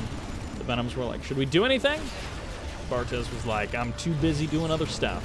Bike's going to be coming in, and at the same time, Bike Rush going to be coming in. There's the stasis on the beam cannons. 3 of them locked down. The MCV is shut down, and these tripods are unanswered. BikeRushOwnz crushing through the front line of Bartez, even dropping the repair drones, and that will do it. There is nothing really on the front line for Bartez to defend against this army with. So close to going different. This series goes one way, and the guy with the lasers wins in game number 3, unless Bartez can truly pull out something miraculous here. GG gets called. And again, if these games go just a little different, Bartez takes them. BikeRushOwnz coming in as the favored player, and he leaves as the favored player, but that 3-0 score does not accurately describe how Bartez played these games. The income graph does accurately describe how Bike Rush won these games, but Bartez made this 3-0 feel so much closer than it looks. I feel really bad for Bartez. I feel like, you know, I mean, if Drive, Futurama, and Bike Rush take up 3 of the quarterfinals, it's hard to find an easy match. I don't actually know who's in the 4th quarterfinal. But whoever's in the 4th quarterfinal is also probably also as good, but maybe if Bartez ends up in a different quarterfinal, like maybe he makes it to the semis. Anyways, that will do it for this game, for this series. Bike Rush advances to the semifinals of the 2021 Championship Series, the 1v1 tournament. He earns himself a guaranteed $75 and the shot at the $300 first prize. That will do it for this game, for this video, for this series. Thank you all very much for watching, and this is Sybert signing out. This is Sybert signing into Kane's Wrath for the continuation of the quarterfinals of the 2021 Kane's Wrath Championship Series. We are here on Tournament Odyssey once again for quarterfinals best of 5 in the top right-hand corner as the red GDI. Give it up for Green Zero! And in the bottom left-hand corner, as the cyan Scrin. He's shown us so many incredible games over the last year. Give it up for Futurama! Continuing on with our quarterfinals series, we arrive at our 3rd best of 5. If you are watching these in order, if not, you maybe missed a couple of best of 5s on the north side of the bracket. Now, Futurama and Green Zero both advancing through the group stage. Futurama getting seeded into the round of 32, Green Zero into the round of 16. So Green Zero ended up 3-0ing Big Mole in the round of 16, and Futurama went 3-0 against Scorpio in the round of 32, and then he went 3-1 against Flo in the round of 16. So both of these guys coming through to the round of 8 in a pretty dominating fashion, and these are 2 of the names that are definitely well-known in the Kane's Wrath competitive scene. I would guess that these 2 guys are pretty evenly matched. I guess we'll see over the course of this best of 5, but I wouldn't think that this is necessarily a underdog or a mismatch in the way that some of the other quarterfinals have maybe been, and I won't say which ones just in case you haven't seen those, but if you've seen them, you probably know a series or 2 that I'm thinking of. So I'm excited for this series. Green Zero playing his GDI, which is quite typical, and Futurama choosing to go with Scrin, of course, with vanilla factions. There's no sub-factions available for the pick. So no random v random. Everyone gets to know the spawn of their opponent. And in this case, it's going to be a couple of seeker tanks heading to the north. But we'll have to see over the course of this best of 5. I fully expect Green Zero to stick with his GDI guns, but I would not be surprised at all to see Futurama mix it up. I don't know that either of these guys has anything specific planned. So far, it's looking like pretty standard, straight-up macro play. So no specific builds coming out here in game number 1. I believe they did know the map would be Tournament Odyssey for quite some time before this, so perhaps they're both playing very standard as a result of that initial map pick. But we'll have to see if any special strategies come out as this series progresses. Occasionally, players will develop something specific to a map or something that works best on a type of map. A smaller map or a more closed-off map as opposed to some of the bigger, flatter, more open maps like Tournament Odyssey. Seeker tanks poking forward, but Green Zero pretty easily deflects them. Choosing to get a barracks and a couple of rocket squads over at his natural expansion. Green Zero playing it out quite safely here at his natural, and Futurama getting his natural up and running. Actually going to be adding on a portal himself. And a couple of descents, no big surprise there. Of course, if the Pitbulls do decide to swing in, the descents will be waiting for them, ready to go. Green Zero just now dropping down his second refinery at that natural expansion. Digging in over at the third base of Futurama. One Pitbull down, a second Pitbull taking heavy damage. It does get eliminated. 3 and 4 Pitbull do get cleaned up. Green Zero feeding those Pitbulls to the dogs, as it were, and just letting them die. His Rifleman squad will get the kill on not quite one Descent squad. I guess technically it did survive with just a single member. But basically wiping one Descent squad, cleaning that guy up. And Green Zero probably not going to be feeling too good about losing those Pitbulls for nothing. But this guy seems to always have a second plan in the works. In this case, it's into that command post, getting that AP ammo, and then some Pred APC. Yeah, okay, the APCs are over here. Suddenly I was just seeing only Predator tanks, and I was like, he did get APCs, I'm pretty sure. Descent squad's trying to clean up another group of riflemen here on the right side. Not quite going to be as successful with that. The Engineer is going to make it to this defensive turret, and the Pred APC will move out towards the middle of the map, at least for now. AP ammo about halfway done, and the first Orca is on the deck for Green Zero.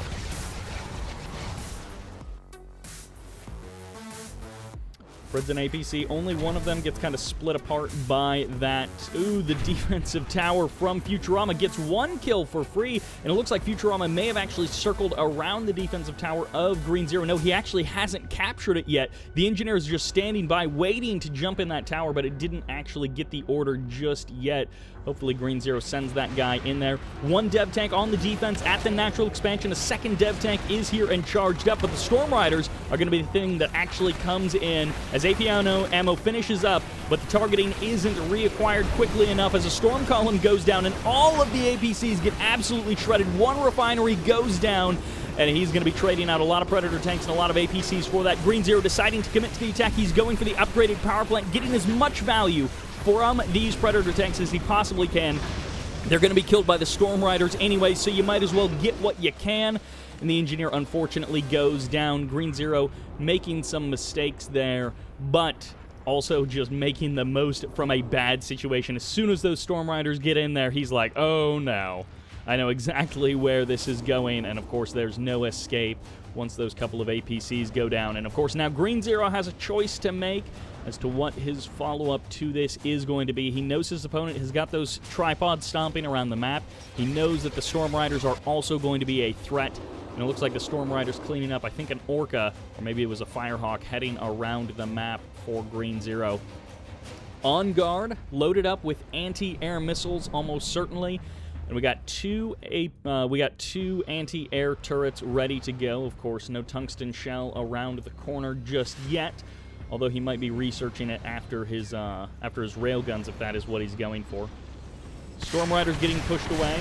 And of course, anytime you get a big group of Storm Riders, as they start to get thinned out, some players just build the 8, and then they choose to not go for any more. Will Futurama try and commit even harder into the Storm Riders, keeping them consistently up? It looks like the answer is no. He's just going to let the 8 kind of stick around for as long as they do, and then not necessarily worry about committing big time into the 8 after that. They've done what they needed to. They diverted that attack. They have killed some Firehawks, and they have caused Green Zero some trouble. They don't need to necessarily win the game for Futurama. A couple of Seeker Tanks coming in here. They are going to get cleaned up by these Rocket Squads eventually. Take a couple of Rocket Squads with them, but cleaned up by the Rocket Squads eventually. Tripods in the middle of the map, and one Husk does go down. Railguns have finished up for Green Zero. He's starting to harass this Harvester over here on the right side of the map. His own third base almost up and running, but not quite operational just yet. Drone ship hasn't moved over quite yet for Futurama. He's still hanging out near that natural expansion. Green Zero starting to set up that third base, get it up and running. There's the second engineer to capture that defensive tower. Portal out on the field as Futurama actually went for the expansion point. That may be the first time in a competitive game that I've seen someone get the expansion point on this map. Plenty of APCs, good number of Predator tanks also going to be showing up. That's just infantry standing in Tiberium there on the left side of the map. Although back home, a couple of Seeker tanks, I guess they forced the sell-off of one refinery. I can't imagine they got the actual kill, but of course that Tib field is pretty much gone anyways. So killing off one refinery is not that big of a deal, or forcing to sell off one refinery. Stasis Chamber goes down, trying to deny any kind of support powers, but also deny any advanced infantry. Firehawks do manage to escape for now, and the entire army of Green Zero retreats. He's got a couple of engineers here on the left side of the map going for his opponent's Tib spikes. I love that move there by Green Zero, stealing your opponent's Tib spikes, especially this late in the game where they're probably distracted and thinking about something else, and you can literally just walk two slow old engineers into these Seeker tanks. Maybe getting a kill on a Firehawk pretty much for free there. The Seeker tanks, they are kind of way off the reservation, but also I don't think they really need to get any more value, so if they die here, they've pretty much earned their stripes already. Ooh, unfortunately for Green Zero, he's going to be losing both engineers to buzzer squads coming in and slicing those engineers to bits. Unfortunately for Green Zero, his engineer play did not work out. I thought for sure he was just going to be able to walk over there and get those Tib spikes in quite a hilarious fashion, but Futurama was paying too much attention, and the engineer cap of the easy Tib spike capture is not going to happen. Futurama, with a big group of tripods, is, I'm guessing, going to try and swing around behind this APC Predator tank army, which, if it gets caught in the wrong position, will just die so quickly to these tripods. Green Zero probably feeling like he's got to try and do something. He's been swinging a couple of times, but it's mostly been swing and a miss for him as he's trying once again with these two engineers. The buzzers have walked away, so that's good. The tripods are a little bit slow, which means harvesters might be going down in record numbers on the right side of the map. As a couple of, the phase saves 4 harvesters at once. 4 harvesters, a commitment of these tanks and these APCs, and he's going to be losing out on the opportunity to kill those 4 harvesters, which were within his grasp to clean up. Now a couple of power plants and some base defenses. Nice deny of the build radius there by Green Zero as he shuts down the expansion point, trying to deny that build radius from being as far as it normally would be, restricting it to just that little area. And of course, these tripods are now cornering the Predator tanks piece by piece into the corner, into the shipping containers, an area of the map not oft seen. And these poor railgun Predator tanks not able to really do anything against this many tripods, and that is the majority of Green Zero's army that he spent that mid-game cash on, unable to do anything with it. However, the engineers did make their way into those Tib spikes, so Green Zero is now sitting at 4 Tib spikes of income, and his zone heads are going to be the thing that he hopes brings him salvation. Now, of course, Futurama needs to start doing something against Green Zero, but against Zone Heads, it's going to be a little bit difficult. He's got lots of plasma missile batteries, but they can't cover every square inch. They're going to lose one Harvester, as Green Zero also loses one Hammerhead, and the Storm Riders are back. Zone Heads notoriously bad at shooting up, so these Storm Riders are going to be able to chase away the Zone Heads. And the thing about plasma missile batteries is they do a ton of damage. Of course, they can't cover everything, but that's what the 4 Storm Riders are for. Maybe just 3 Storm Riders. Firehawk coming in, 2 of the Storm Riders being cleared up. It's going to be Pred APC on the Remax for Green Zero. Going to get some free damage on that Storm Rider as well. Even, if he would have changed targets, Futurama may have been able to kill off that Hammerhead, but he's instead going to be going for the Firehawk instead. And Green Zero cleans up the Storm Rider. No problem there. Without any good mobile anti-air, these tripods are not going to do well against the railguns of those Zone Heads. And Green Zero is going to try and carve out some damage for himself on the left side of the map, completely undefended. The Tier 3 is going to be going down once the rest of his army gets in here, and it's a little bit race against time. As, oh no, I thought that was the Zone Heads hitting over on the right side. I thought he was sniping Harvesters while killing the Tier 3 on the left side. Green Zero making some good infrastructure damage, unable to clean up all of the AA batteries, but he got one of them, and he got the Tier 3. He may be able to swing around way over on the left side with the Zone Heads and hit kind of this area, or look for undefended areas around the natural expansion to try and swing in, pick off a couple of power plants, force your opponent to really power micro to their heart's content. A nice catch of 2 Harvesters out on the edge there, trying to get that last bit of Tiberium. And he does catch 2 of the Harvesters. 40 credits a second ticking away for Green Zero in those TIB spikes. And of course, 0 for Futurama, who goes for an additional drone ship. Is he just going to try and, like, storm column push Green Zero? 2 tripods getting caught out in the open. Green Zero kills the husks as well, making sure to get maximum value from those Zone Heads. And Green Zero may have come up with a winning solution. Futurama can't be everywhere, so he's going to pressure multiple areas at once. There's the Stasis Chamber locking down a good number of the Preds and the APCs. At the same time, hitting the expansion at the 3rd base, trying to stretch Futurama as thin as possible while the Zone Heads dance around and make this a tough call for Futurama defense-wise. That Stasis Chamber being such a powerful tool in this case, allowing the tripods to get up close and personal. They actually don't EMP or stomp on anything. They're just going to blast everything with their lasers. One Hammerhead going down to that plasma missile battery as Green Zero has been pushed back. Futurama with too many Harvesters and not enough Tiberium under his control. Green Zero doing a good job of harvesting away at his fields. It's maybe one of those situations where, yeah, you choose to let that first field regrow a bit, leave it alone for 5 to 10 minutes as you are harvesting away at your natural and your 3rd base, and then send over a couple of Harvesters to re-harvest that first field that you've been intentionally letting regrow. I love this back and forth by Green Zero, hitting the left side, then the right side, and creating opportunities for himself, because Futurama looked like he had it buttoned up pretty tight, but not against the combo of forces that Green Zero has. Green Zero pushing in on the right side. Futurama is going to have to figure out something to make this work. Looks like he might just be going for a base trade scenario with like 3 or 4 tripods, which is not a lot of firepower in comparison to everything that Green Zero has been able to rebuild. A lot of power plants going to be going down into low power mode, most likely. Is Futurama going to go? So no additional base defenses to save him as even the Stasis Chamber gets eliminated. Green Zero with a couple of tripods getting caught out in the open.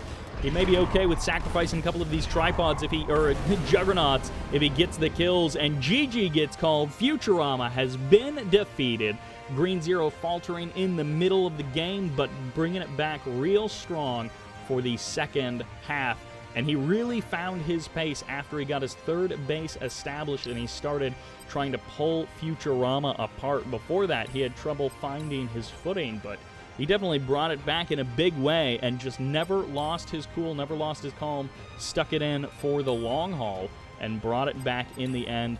crossing back over on the income graph with Futurama after staying pretty even, but then pulling way ahead with that third base. And the transition into the zone heads was great, but also Green Zero's carefulness and control with the zone heads were what won him the day. Some players who are maybe less experienced or less good would have committed a little too hard, got caught in a bad position with the zone heads, and they would have just lost the game. But Green Zero played with the zone heads until he could rebuild his ground army, and then brought it all together in a nice 1-2 punch left and right side of the map to take down Futurama. But this is a best of 5. Futurama is no slouch. Let's see what happens in game number 2, which takes us to Pipeline Problems. Loser map pick makes me think that we might have something special planned, but let's find out. In the north, as the yellow, as the GDI, up 1-0, this is Green Zero, with a nice performance in game number 1. However, in the south, starting strong but faltering at the end, switching now to Nod as the Cyan, this is Futurama. I feel like in a Futurama vs. Drive series, we also saw Futurama go for Pipeline Problems, which makes me kind of think that he's got something going on, but maybe not. He's going to be sending out the Engineer. Unlike Green Zero, I feel like this is the more traditional start, is what Green Zero did, where you go for the double refinery after the crane, and then you work on this blue tib with that crane opening. I feel like that's the more common one. However, Futurama, on the other hand, going to be going for War Factory, a much more, like, macro, okay. So Futurama, I think, is intending that Green Zero has gone for a big commitment to, and Green Zero might know about it.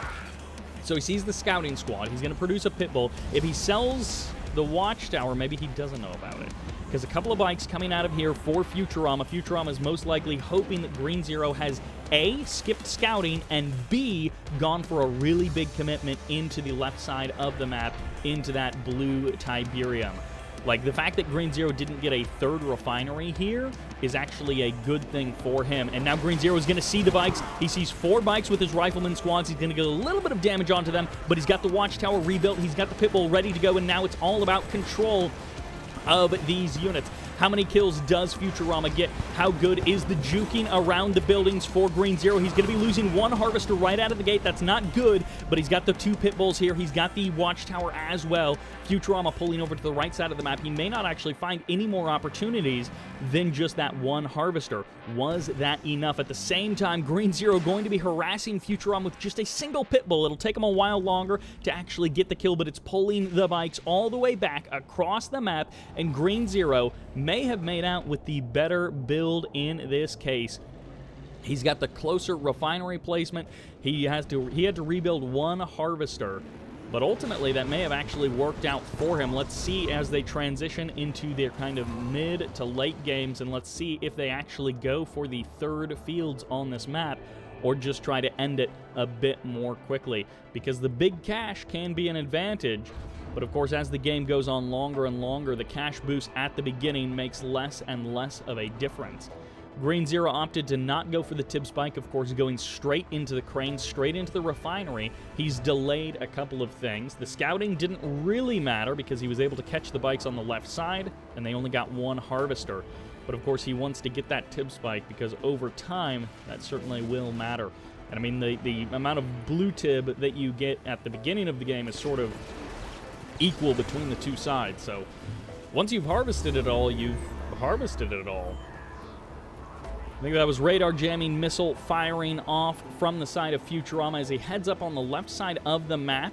Now, the radar jamming missile kind of throws a bit of lag into the game for whatever reason, but I believe it's also, you know, it kind of tips off to your opponent that you might be trying to attack. Like, if you go for the radar jamming missile, you probably have a reason for doing it. In this case, I thought these bikes were going to move in, like, right as the radar jamming missile went off, but no, they're actually just hanging out here on the left side of the map, so maybe the radar jamming missile was just to be annoying, and he's actually waiting for a bit of delay, hoping that Green Zero thinks it was like a fake out. But let's see. Pitbull's heading down the left side of the map. They're going to meet the bikes and the buggies. First volley of Pitbull rockets go mostly to the bikes, so they get cleaned up pretty darn quickly.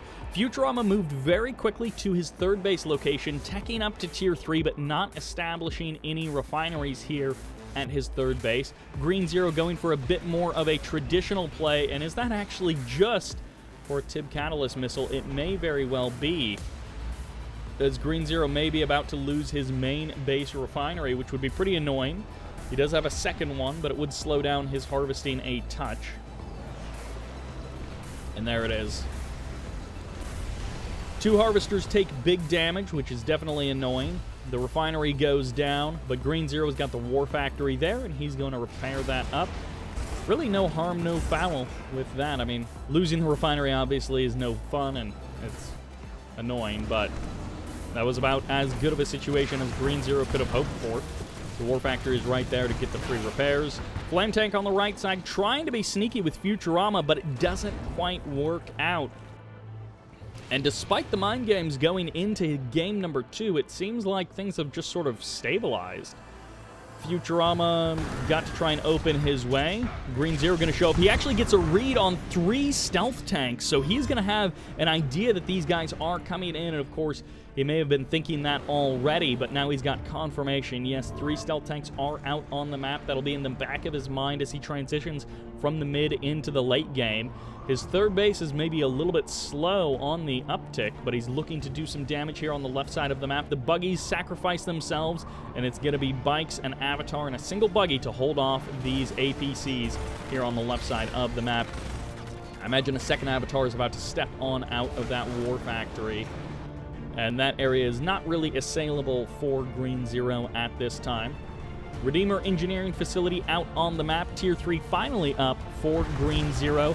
Stealth Tank's going to be showing up. They get 1 round off, 1 volley, clean up a harvester, and then they back on out of there. And this is going to be great for Futurama. If he can keep Green Zero holed up in his own base. Well, I love that he grabbed the EMP Control Center. I didn't actually realize that he had done that, and Green Zero was killing it off. So good moves by both players in that case. Green Zero not wanting to get caught out with that EMP Control Center taking him down, which would be quite annoying.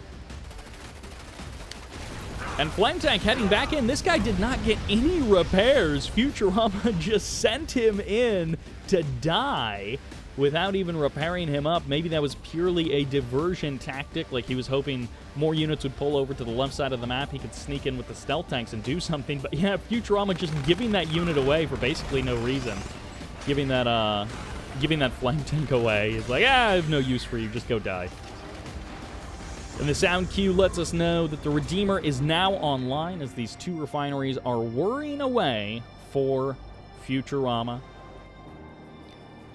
This game definitely feeling like it can go either direction at this point. Green Zero, I feel like, had maybe an advantage with the income early on, but he played it out nice and safe, so he didn't open himself up to any wild attacks, and he just kept himself safe against Futurama. Futurama now going to be hunting harvesters. Will almost certainly get 2 of them.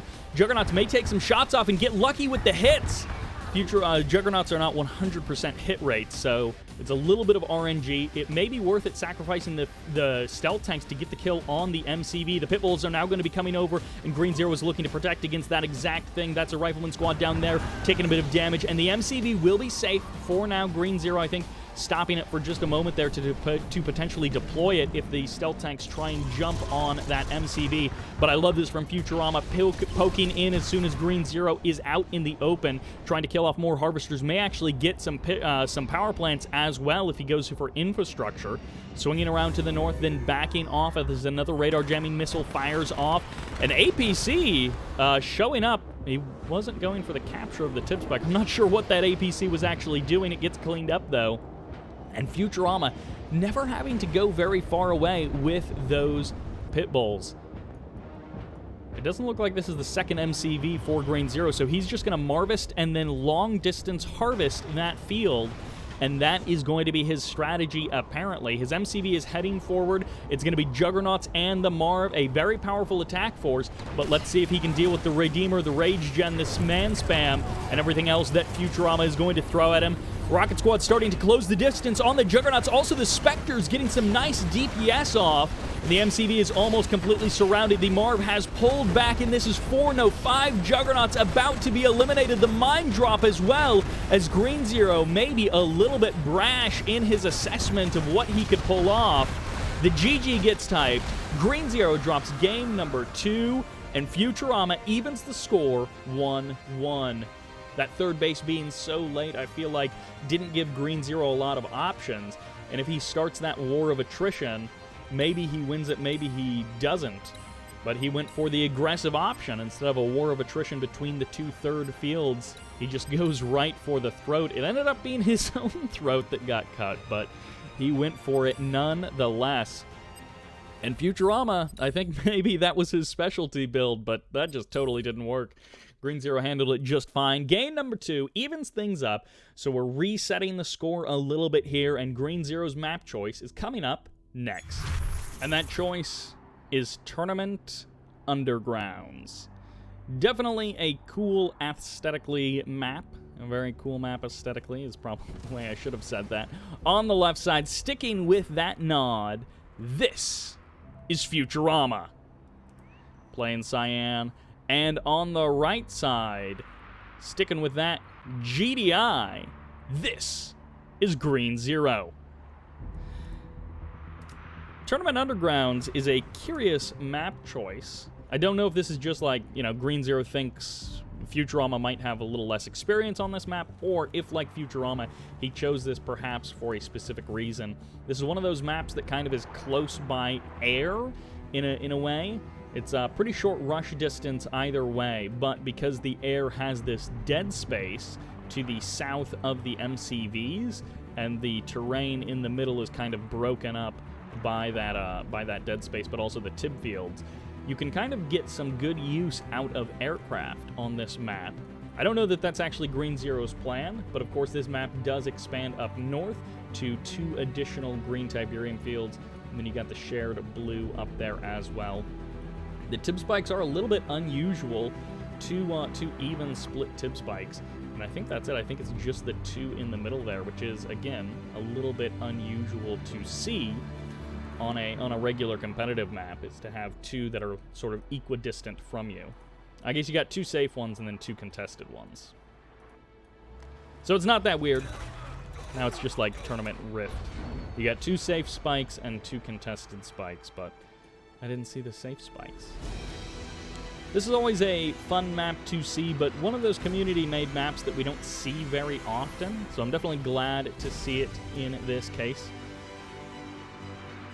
And it's no gonna be 8 Orca Rush, you know, Drive-esque kind of thing coming out for Green Zero.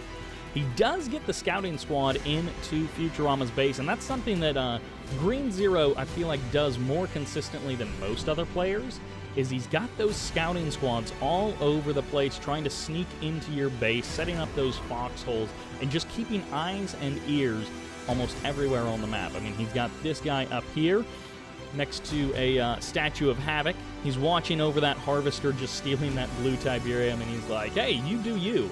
You got that blue Tiberium, you go for it, Futurama. A couple of bikes coming out from Futurama. Green Zero going to have that natural expansion, but is he going to take a little bit more pressure than he's expecting?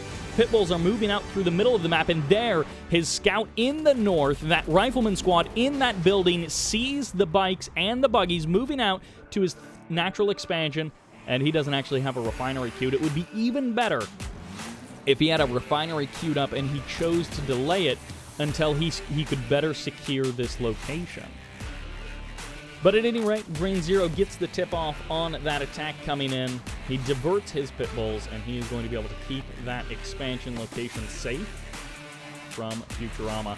It is actually going to be into Orcas. It's on a slight delay by comparison, but this is kind of an unusual position to put the airfield. And he's also sort of spread out the command post, dropping it back there at the natural expansion. So this might be something that Futurama doesn't quite expect. Futurama may sort of get lucky with spotting it, but I don't know that he necessarily... Oh, I think he did just spot it.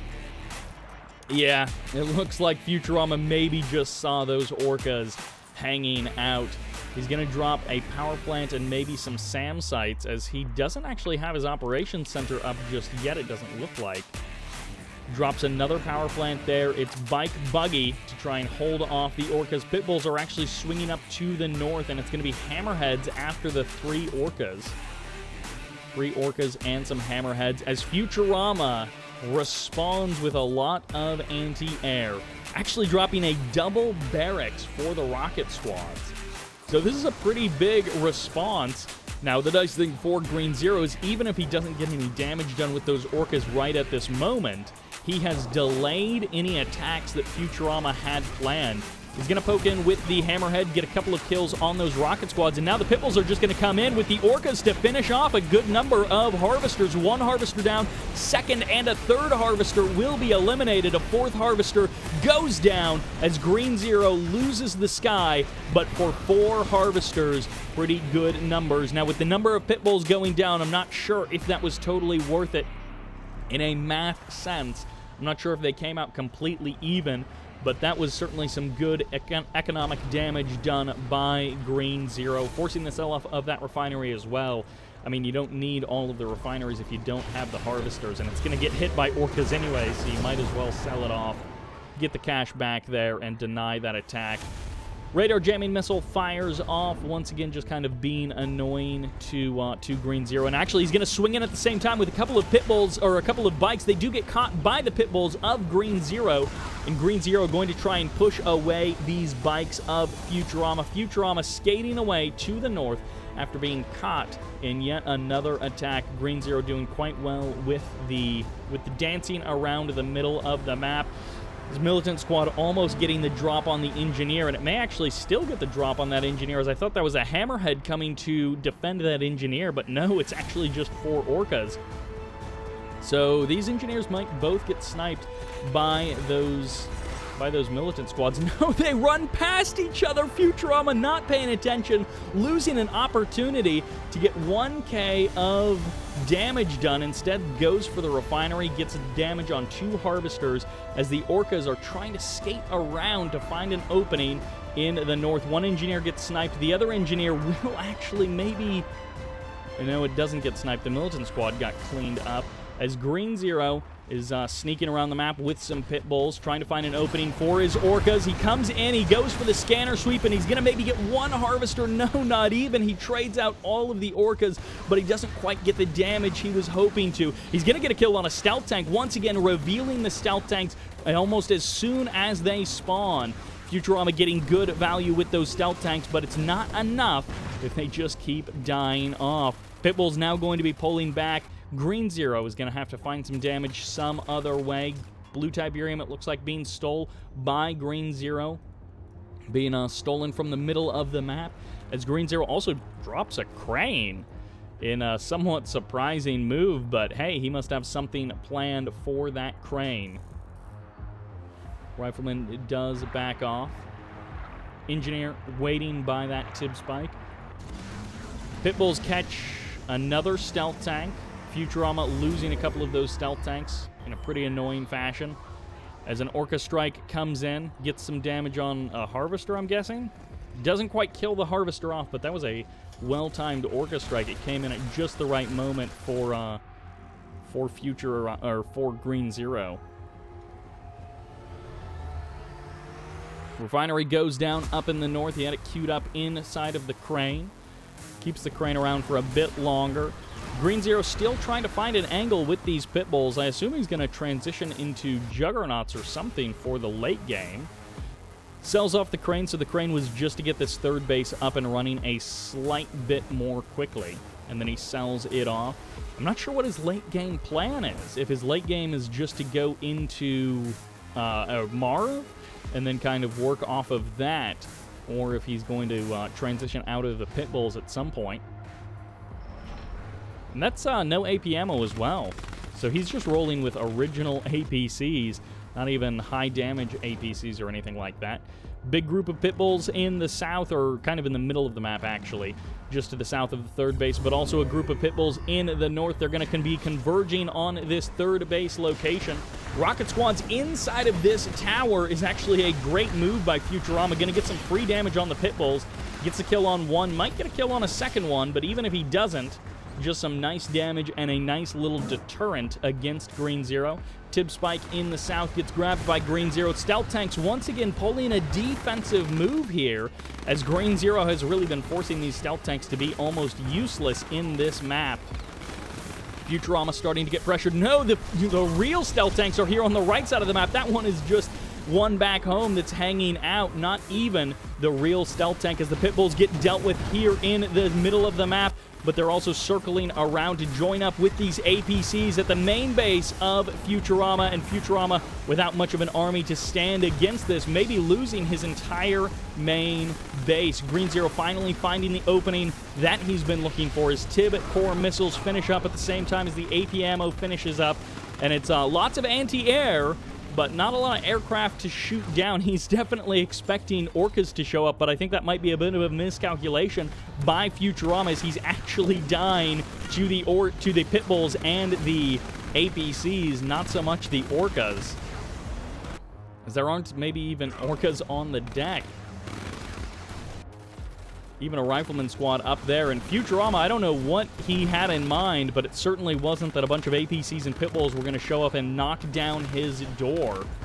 Rocket squads are his transition, and I know he was trying to do something with stealth tanks over there on the right side of the map. I don't know that they actually got anything else done.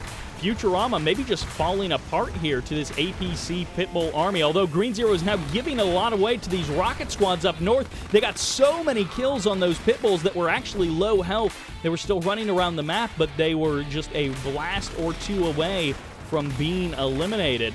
And quite suddenly, Green Zero's army just almost evaporates. He's going to get maybe a couple of extra rocket squad kills, but this army is kind of falling apart. Pitbulls as the follow-up, not necessarily going to be able to do a whole lot more, and it's back into hammerheads for Green Zero. Sells off the airfield down south, immediately garrisons up those riflemen, so he's got a bit of a foxhole army going on around the map. Battle markers from units just standing in Tiberium on both sides of the map. Green Zero once again grabbing the Tib Spike in the north and the south. He's got those 3 Tib Spikes under his control compared to his opponent. Always nice to have that bit of late game income with those extra Tib Spikes. And Green Zero forming up in the middle of the map. Hammerheads and Pitbulls. What is the unit comp for Futurama to deal with this? It's apparently SAM sites and rocket squads. He has almost no vehicles out on the map. He went into those stealth tanks, but I think they all got cleaned up, and he hasn't really rebuilt anything since. It's going to be into avatars for Futurama. I don't know how much cash he actually has in the bank, as he doesn't seem to be transitioning into anything particularly strong. Rocket squads finally get cleaned up out of that tower. Green Zero trying to even out the distribution of who has more buildings. He just wants to be the only guy with buildings in this game. Possibly another avatar out on the map. Green Zero finding some nice damage by killing off that Tib Spike. Always a nice thing to do. Rocket squads, again, maybe the only real defense that Futurama has. Green Zero doesn't have a lot of DPS against anti-air and rocket squads. So they actually do hold off for now. Going for the mortars is definitely a nice choice to help clean up the infantry. He's trying to do a bit of hit and run with these Pitbulls. Once again, just rocket squads standing out in the open. SAM site's getting cleaned up, and the Hammerheads are maybe going to have the courage to step in here. They clean up the rocket squads, and now they can find a good angle as another SAM site goes down. Green Zero drops actually 2 SAM sites on both sides. He jumps on one of them. The other one gets a couple of shots off, but the Pitbull's able to deal with everything else on the ground, and Futurama's main base has been cleaned up. Faltering now as we transition into the late game. Futurama just doesn't have much going on. He got that natural expansion up nice and fast, but his third base was significantly lacking, and now Green Zero, he's got such an awkward army, but Futurama also doesn't have that much to really step across the map with to do anything against Green Zero. He's just playing defense, and in this case, Green Zero overcommitting a bit and thinking he had a better angle than he really did, loses a big chunk of the Hammerheads. Green Zero doing a really good job of poking in and out for most of the game and not taking big damage. Took a bunch of damage on the hammerheads there, but it may be totally okay if he's transitioned into a Marv and Juggernauts. Stomping around the map. 2 SAM sites down on the south side to ward away those hammerheads, but of course the Pitbulls, if they come back in from that angle, may just be able to skate on by the real lack of defense from Futurama. Futurama in the north, he's got a couple of avatars. It doesn't look like he has a Redeemer Engineering facility queued up. And Green Zero is just going to come in with the Pitbulls, do some damage to the SAM sites. If he cleans them up, that would be even better. Even if he doesn't have a lot of... Oh my gosh, Green Zero with a Surveyor is going to take control of Futurama's main base. He's just going to try and take control of every tip field on the map. Such a funny move by Green Zero. He's pressuring in the north with Juggernauts and a Marv. He's pressuring in the middle with his Pitbulls, doing damage to these power plants. And now he's taking over Futurama's main base in the south. Green Zero looking to put a second point on the board here in game number 3. But Futurama isn't dead just yet. This guy has some strength left, if not much of a ground army. The Pitbulls in the middle of the map get cleaned up. Green Zero, is he actually going to have the cash on hand to do anything there in the south? And Futurama, what is your plan to turn this match around? No Spectre Artillery makes this an awkward engagement for Futurama. He's just going to send the rocket squads forward and I guess try and find a good angle or something. He's going to call in a couple of SAM sites to jump on the hammerheads while they're distracted, shooting the rocket squads, and he's just going to try and go for the kill on the Juggernauts. No, he turns around, so he's just taking damage while retreating. In from the south come more rocket squads, but that was kind of a nothing at defense from Futurama. There's the GG, definitely petering out at the end there, and Green Zero takes game number 3.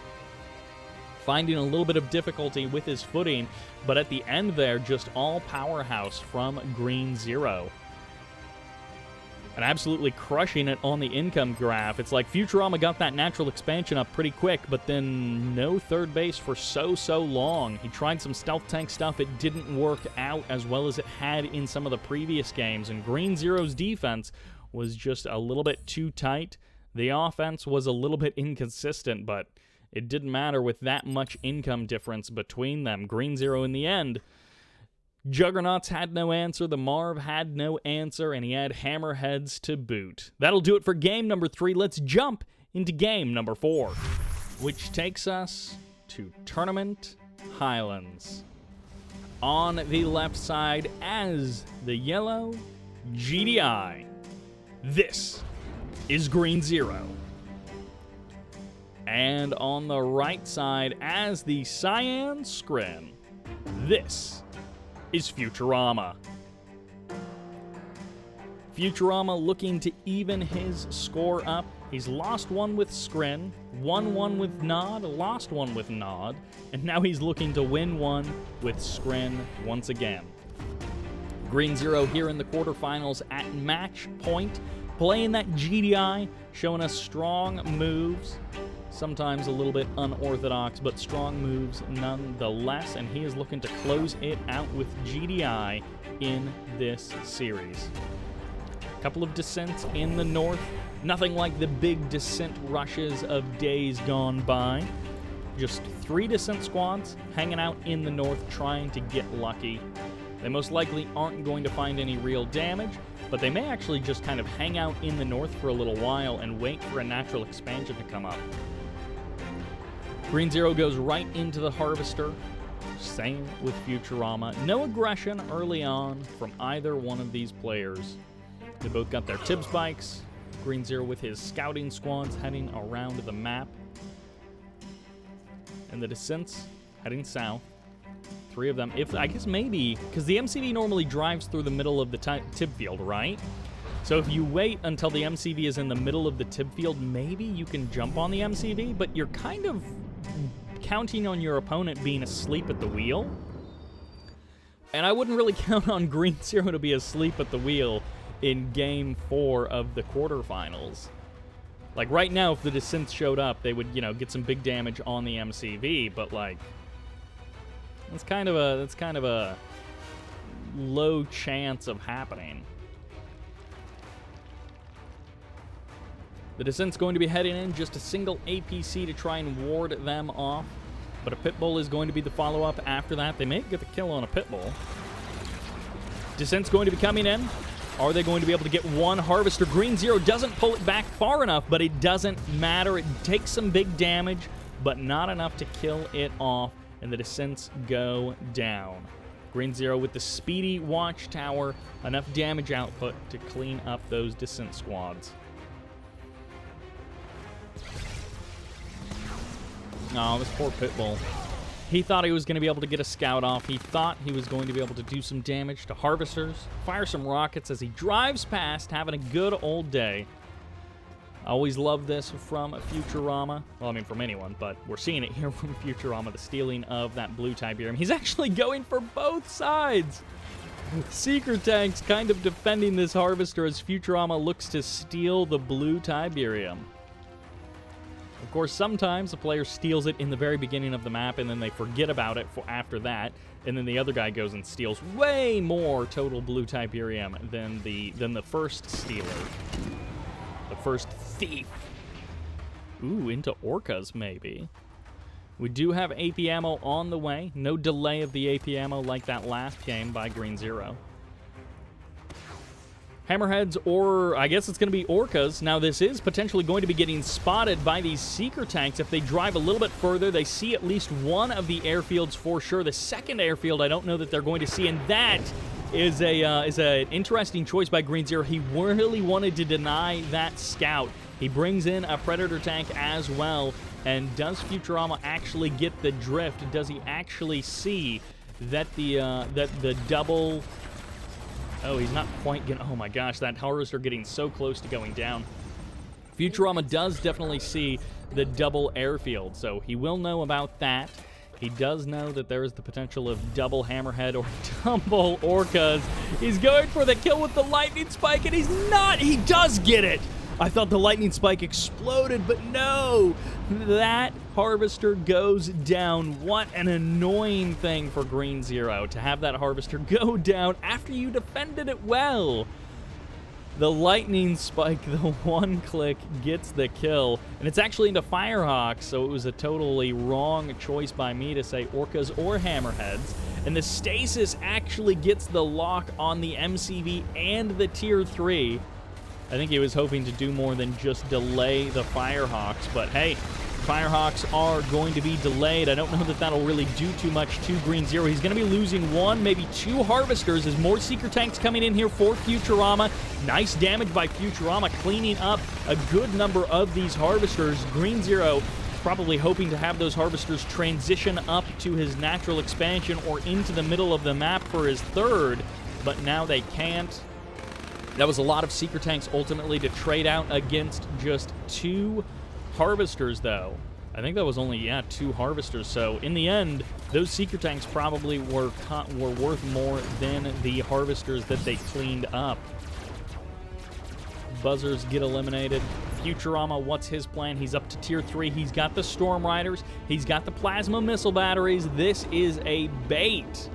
He's like, hey, come attack my Stasis. Come attack my Technology Assembler. Green Zero may still go with it, but he is going to know how much this is going to cost him with these Storm Riders right there. With the, Did Green Zero fake him out?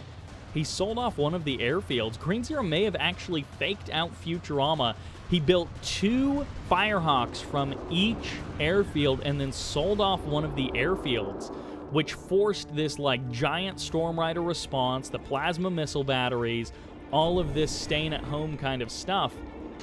That may have actually been the kind of like new plan for Green Zero once he got scouted, is he's like, yeah, I'm going 8 Firehawks, get a lot of defense. And then he only gets 4 Firehawks, sells off one of the airfields, and he just plays it kind of normal. Firehawks patrolling above the middle of the map. Couple of descents after killing off that tib spike. Heading north a bit. One harvester going to be going down. Green Zero getting some damage done to Futurama. Catching that harvester very nicely there. Futurama doing a pretty good job of cleaning up that blue Tiberium, but ultimately he's going to be losing a harvester for it and also a tib spike as well. Green Zero not going for the cap this time of the tib spikes, but I assume the MCV is going to be heading to the third field pretty soon for Green Zero. Eradicator Hexapod out on the field, but the Marv is already under construction, and the Engineer is going to be able to escape, I think, from those descents. Yeah, Green Zero even building a watchtower there to stop those descents. That was dangerous from those, if those descents would have been able to jump on the double Engineer. That would have really been annoying for Green Zero. Green Zero losing a Predator and a couple of APCs on the right side of the map here. And always annoying to lose those units, but they got some decent damage killing the Harvester. Most of them got away, and then, of course, killing off the tib spike as well. We are up to those epic units. The Firehawks coming through the middle of the map. The Storm Rider's going to try and give chase. No idea if these Firehawks are loaded up with anti-air missiles or with the bombs. They honestly could have the anti-air missiles inside of them and just be trying to bait out the Storm Riders.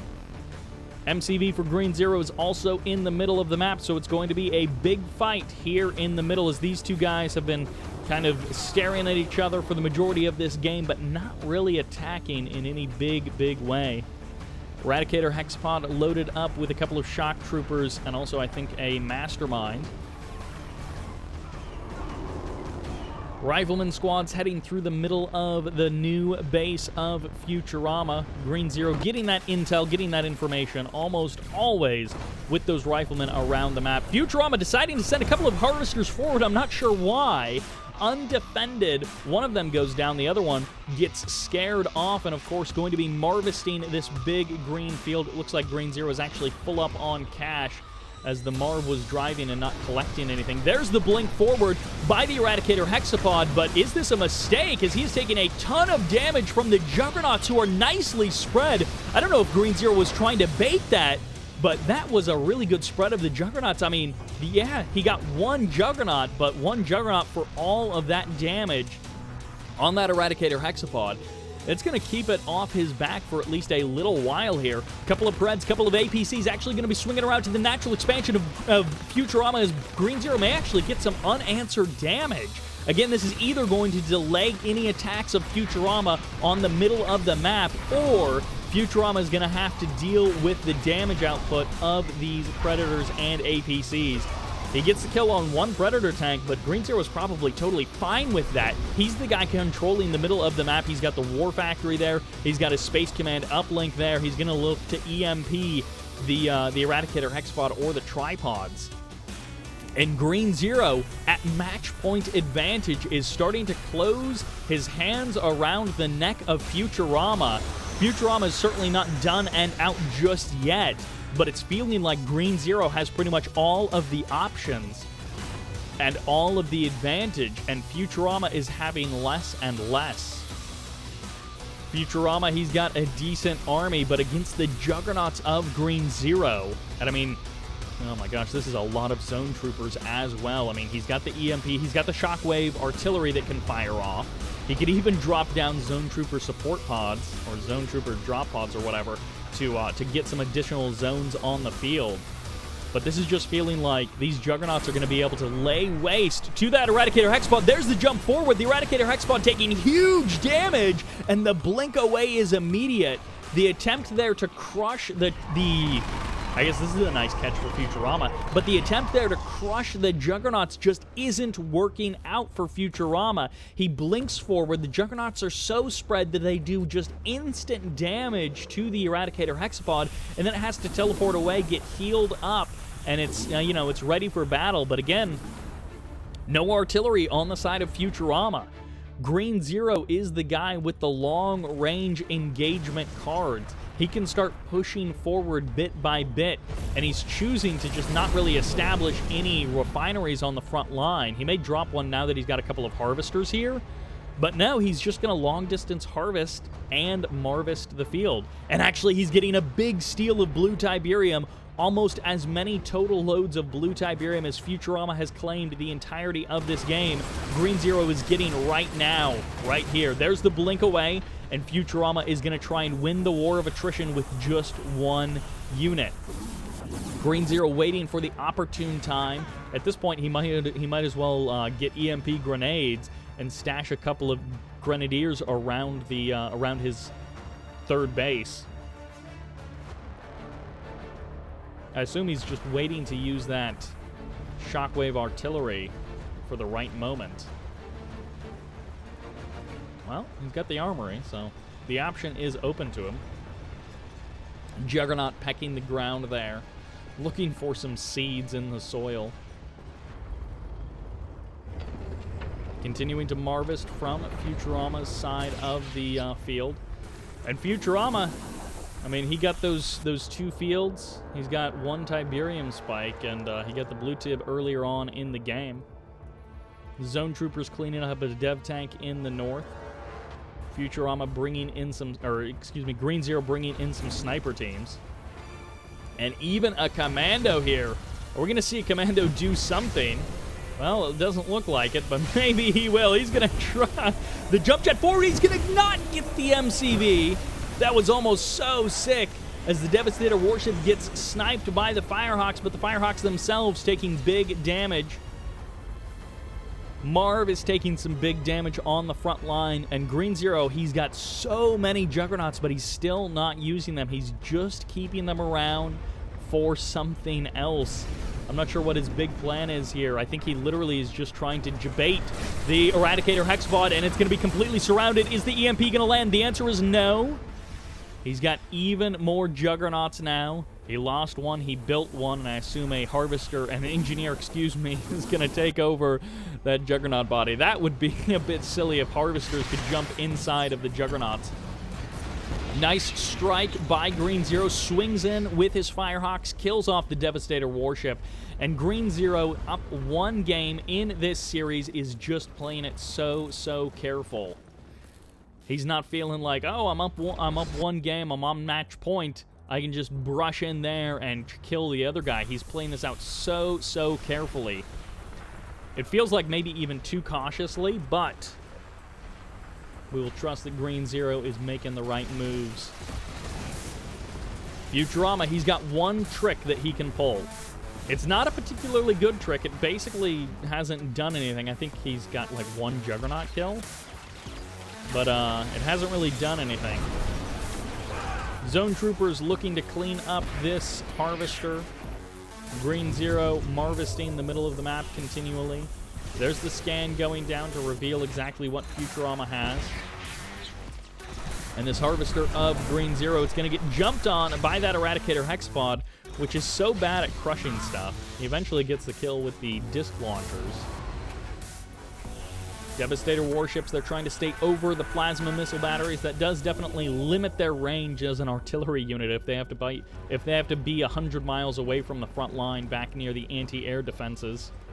Otherwise, they'll just get sniped by the Firehawks. And once again, Futurama, it feels like Green Zero has pretty much all of the options, and Futurama has significantly fewer.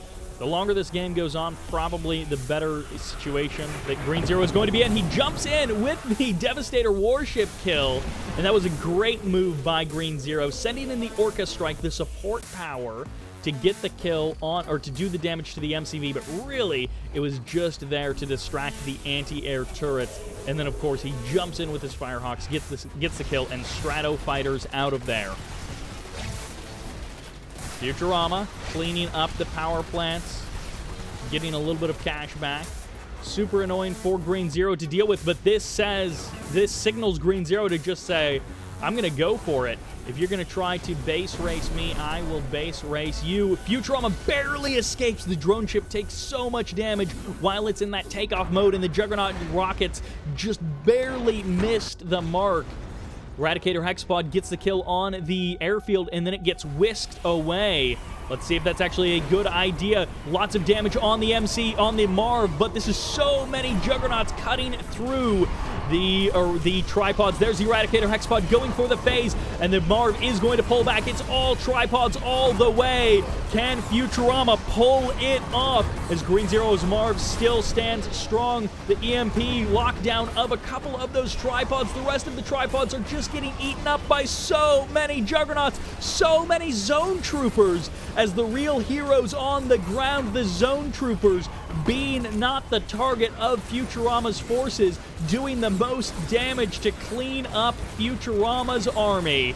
And the Juggernauts now splitting away from the Eradicator Hexapod, which is woefully unprepared for this kind of a moment. There is nothing left for Futurama. He teleports away the Eradicator Hexapod just as the phase finishes, but he's got almost nothing on the ground. He's going to try and stand his ground, but it's not going to work as Futurama produces engineers like crazy, but to no avail. The GG moments away as Futurama has been defeated, and Green Zero advances to the semifinals of the Kane's Wrath Championship Series. He steps into that top 4, earning his spot by defeating Futurama. A couple of those games back and forth, but this game felt Green Zero almost from the very beginning. I guess Futurama technically had an income boost there in the middle, but it felt like Green Zero was pretty well in control of that game from start to finish. And that is how you want to finish out a series. 3 strong wins from Green Zero. Some strong resistance from Futurama, but ultimately Green Zero the better player on today. That will do it for this quarterfinal. We have one more quarterfinal to see who our last member of the top 4 is. Thank you all very much for watching. I hope you enjoyed it. And this is Sybert, signing out. This is Sybert signing into the last quarterfinal of the 2021 Kane's Wrath Championship Series. We are on Tournament Odyssey once again, and this time in the north as the green GDI. Give a cheer for Eclipse! And in the south as the red Nod. Give a cheer for Lamas! Lamas, I'm a little bit less familiar with in Kane's Wrath. I believe I have casted a good bit of Lamas over in Tib Wars, but we will see how he does in Kane's Wrath. Not super familiar with his play in this realm. I know, like, Big Mole, also a Tib Wars player, typically showed up and played in this tournament. I think maybe... Oh, Shock Trumpet as well. Typically a Tib Wars player, but playing in this Kane's Wrath tournament as well, though I've definitely seen a bit more of Shock Trumpet in Kane's Wrath over the last year. But that being said, Lamas I'm more familiar with the Tib Wars side of things, so let's see how he does against a seasoned Kane's Wrath vet like Eclipse, who was definitely around a lot more in the olden days, and then around a bit less, maybe 2013 through like 2018 or 19, and then has come back quite recently and has been showing some good games for sure. So I'm excited to see how this final quarterfinal rounds out. If you haven't seen the other ones, definitely some good games in there for you to check out. Some good series overall.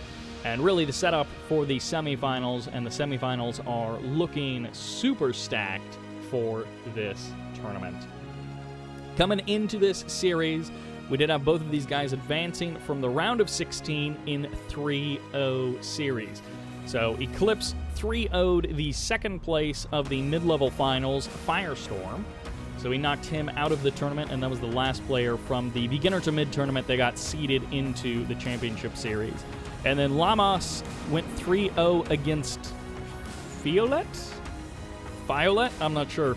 Another player I'm not super familiar with, Violet, but got 3-0'd in the round of 16, and that's how both of these players ended up here in the quarterfinals round of 8. A couple of clean 3-0 series, so we shall see if it is another 3-0 or if these guys are a little bit more evenly matched and if they come out with a much closer series. Tournament Odyssey bringing us a lot of standard, straight-up macro games, and this really is no exception. The only deviation being Lamas' big commitment to Bike Buggy after his natural expansion got not even really set up because he doesn't have a refinery there until just now. But he dropped that MCV at a normal time at the natural expansion. However, he did not go for a refinery at that normal time. Eclipse has matched that. Lots of pit bulls, playing them pretty defensively, and looking to just head off Lamas' Bike Buggy force. The Bike Buggy looking to find an opening to do that damage to the economy of Eclipse, but Eclipse is not having it. Second refinery up and running for Eclipse. Lagging behind a good bit is Lamas, but of course we'll see if he's able to actually swing around in any location to do any big damage. So far the answer is no. The pit bulls step forward. They're not going to commit to an attack just yet. Eclipse is playing it a little bit safer than that. They're just keeping an eye on each other's forces. Bike swinging in. Is he going to go for it? He's trying to pick off a couple of the pit bulls that are kind of away from the pack. Let's see if it actually works out. The pit bulls are going for a big volley. They're going to be able to clean up a couple of bikes here. Now the buggies are coming in to absorb the damage while the bikes try and come in to do the damage. Not quite working out as Lamas would probably like. The trades are fairly even between each side. A couple more pit bulls exploding there on the retreat. So Eclipse losing 3 additional pit bulls in a way that he would not have liked as much. Predator tank stepping forward to do some big absorbing and getting some nice kills on the bikes. Only 1 Predator tank actually going down to all that damage coming out from Lamas. Double War Factory at the natural expansion and now into the Operations Center. A little bit unusual from Lamas, this follow-up. He wants to keep the aggression going. I say that as he builds a harvester. Maybe he's just getting his 3rd war factory very early? Like, normally the players tech up instead of getting a 3rd war factory at that time, so maybe he's looking to go just big with the aggro after this and delay the tech instead. I'm not sure what the plan is for Lamas.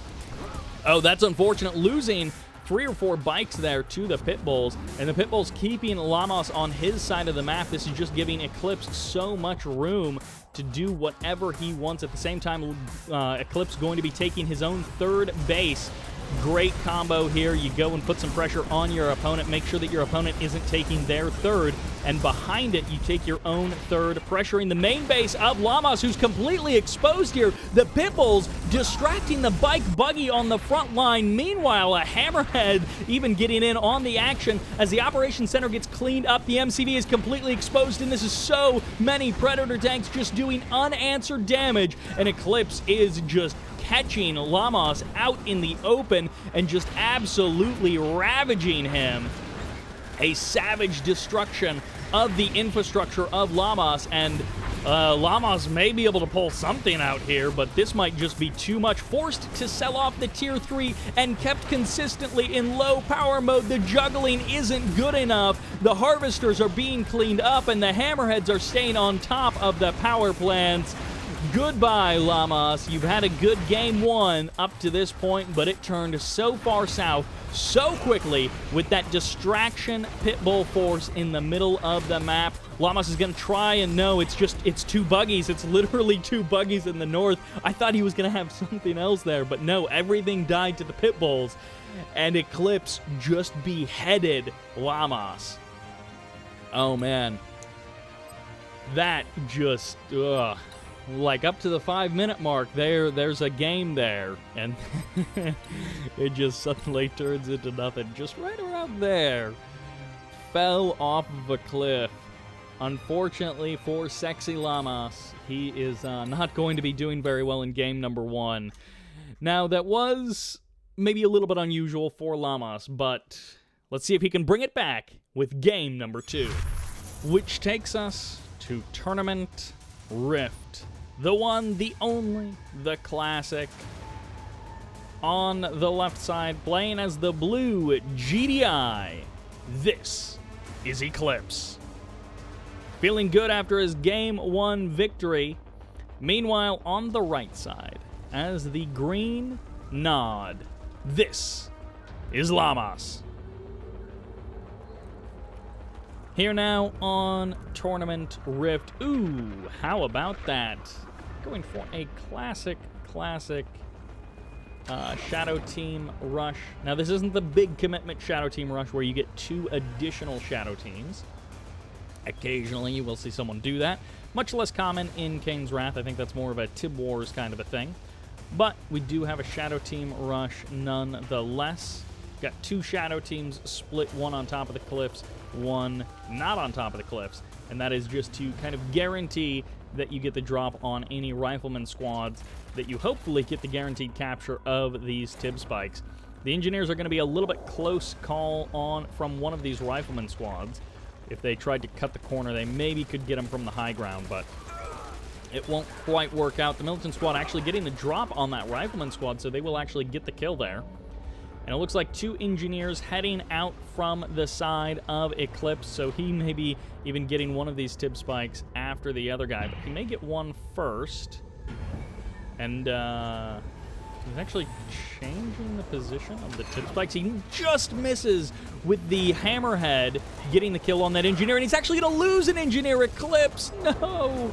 Losing the Engineer for nothing, as the Militant squads reclaim that building that they were in moments earlier, and they get a kill on the Engineer. So it's going to be 2 and 2. This Tib spike advantage definitely working out in a pretty big way for Lamas, getting that cash back and getting the kill on the other Engineer. That's a lovely 1,000 credit advantage, not even counting the additional time that he had 3 Tib spikes to the 1 Tib spike of his opponent. Shadow Teams sharking around the north side of the map, looking for maybe some power plants to bomb. It looks like they may have already gotten 1 power plant, but no matter. They may be able to sneak in here and get a second one. No commitment to watchtowers from Eclipse. He's just going to try and do this with the Hammerhead that he's got skirting around the map. This Hammerhead is maybe about to just go down to the sheer number of buggies that are out here patrolling. Foxhole still causing some problems over on the right side of the map. The Hammerhead goes down. The Pitbull's trying to chase down those buggies. It looks like the MCV is...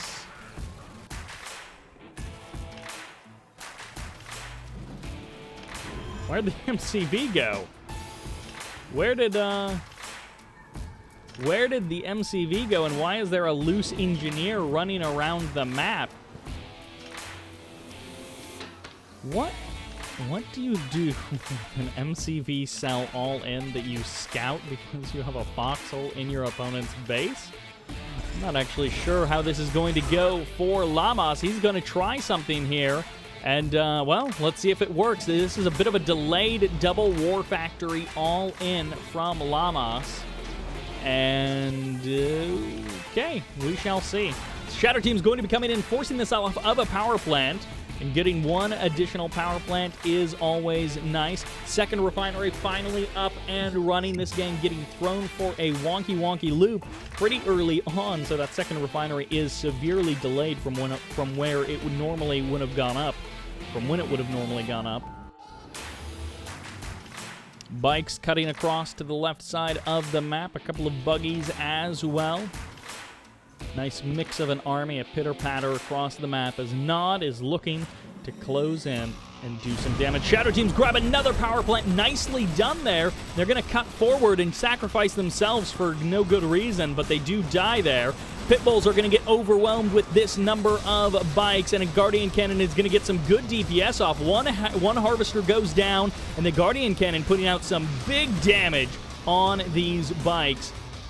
As it turns out, when you switch targets from the Pitbulls to the Harvesters, the Pitbulls and the Guardian Cannon can clean up pretty much the rest of those bikes. And that Guardian Cannon absorbing a good number of shots just in itself, taking it down to half health. But Lamas has to figure something else out here. He did manage to regain that 3rd Tiberium spike with his sell-off Engineer. So he is going to have that bit of an advantage going for him. But it's going to be double refinery on the side of Eclipse. So Eclipse is going to be looking to eventually secure a natural expansion as he mines out his main field. I wonder how close double refinery with the Harvesters is to 3 Tib Spike and a single refinery. It may actually be relatively even I'm not sure how the numbers work out in that case. Bikes are pulling back over to the right side of the map as the MCV rebuild is the choice for Lamas. And now we're just going to kind of transition into a very weird, but a kind of normal game. From this point forward, they can both just go into a normal Tournament Rift game. And just like, I'm going to set up my natural expansion. We're both going to tech up, and yeah. Lamas, I think, going to drop an additional refinery here on his main field before continuing his path forward for that natural expansion. He's got the War Factory all powered down. He cleans up that Rifleman squad. Now can sell off that Shredder turret and head on down south for the winter.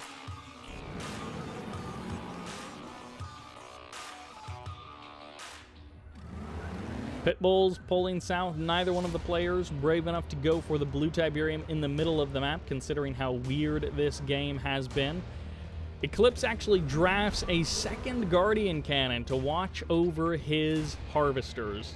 Not something you see very often is one Guardian Cannon, but two Guardian Cannons, even less common to see. Continuing to pump out lots of bikes from that double War Factory. Lamas is looking to swell up in units and maybe put some pressure on the natural expansion. If he catches the Pitbulls, he could do some nice damage, but this is a healthy number of Pitbulls with more being added on every moment. The other thing that Lamas is doing a good job of is keeping Eclipse on Eclipse's side of the map. If you just keep those Pitbulls away from yourself, you can certainly just tech up or build whatever you want without any harassment. Yeah, for now, building whatever you want just means more bikes and buggies, which I guess he could be doing anything else. Maybe if he was, okay, he is going for a little bit of a tech up into the operations center, which is, you know, again, sort of delayed from when it would normally be coming out, but it's all right considering how this game has developed. Eclipse, on the other hand, just deciding to go for the double refinery in the south. He's not going for the command post just yet. Big bike buggy swinging against these Pitbulls as the Pitbulls are looking for the damage, but they might just be overwhelmed by the sheer numbers on the side of Lamas. And this is what Lamas was hoping for, is to catch these Pitbulls and get the kill. And now the Harvesters might be completely undefended. One Guardian Cannon is here, but where are the Pitbulls? These bikes can skate right past that Guardian Cannon if they so choose. They don't even have to engage it. One Harvester going to be going down relatively quickly as the rest of the bikes arrive on the scene. Second Harvester may be going down very quickly. Let's see as the Pitbulls start to add up in numbers, but it's still only 3 of them. A lot of these bikes and buggies very low on health, but they're going to get themselves a third Harvester before the attack is pushed away. A fourth Harvester just isn't quite in the cards. The buggies survive for a little while, but ultimately the bikes, the big damage dealers to those Harvesters, aren't in a good enough numbers to clean up one last Harvester. If those Shatter teams were still around, that would have been a great time to come in here and try and kill off another power plant, but they got cleaned up earlier in this game. One War Factory gets sold off. It's going to be into a bit of a man spam transition as the Hand of Nod goes down. No Tier 3, but Secret Shrine. Win behind Secret Shrine. Doesn't really make any sense, but we'll say it here anyways, just for the fun of it. Lamas is going to try and steal away that blue Tiberium. He may just be getting one load of blue Tiberium. The bikes swing forward. They clean up a couple of pits. I don't know that this battle in the middle is really deciding anything for either player as they just clean up each other's forces a bit. Mostly Lamas just cleaning up Rifleman squads. One more Rifleman squad heading around the north side of the rift. Pitbulls swinging forward. Lamas doing a good job of rotating his buggies to the front, so they're the ones taking the damage from the Pitbulls, not the bikes. And hey, now we're seeing something. Eclipse gets himself an airfield, producing more hammerheads. I guess he got an airfield like right out of the gate very early on in this game, so I guess this is like a remade airfield.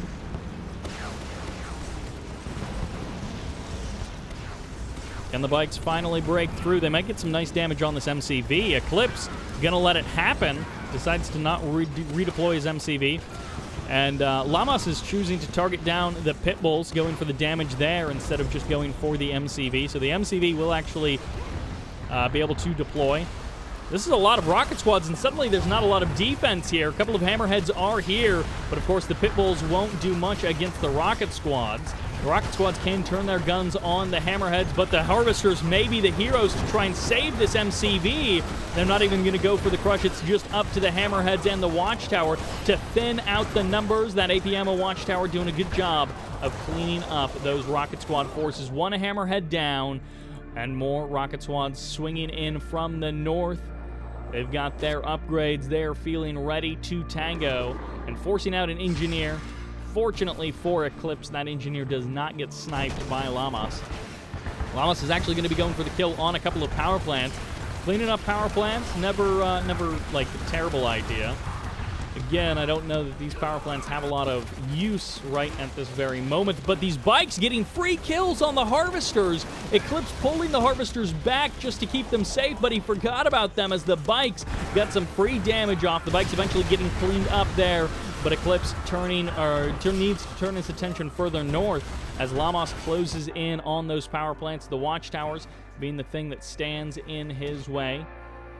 Blue Tiberium still contested there in the middle of the map, and a little bit of a split from these rocket squads. Will get them cleaned up by the hammerheads. These last two power plants should stand. As, wow, even a zone shatterer getting in here. I guess not a zone shatterer because it's just basic GDI. But a shatterer getting in on the action. Lamas constructing a Redeemer. He's got himself the first epic unit of this series. Game number 1 didn't really provide itself for a game long enough for epics. Pitbull going to be doing a bit of damage to this Harvester. Harvester needs to get on out of there, and the Redeemer may be the thing that actually saves this Harvester from a Pitbull chasing it down.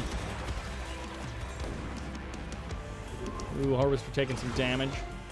Hammerheads showing up. They're going to be able to put some damage on this Redeemer, as they're actually just going to be going for the kill on that Harvester. And I was wrong about the Redeemer saving that Harvester.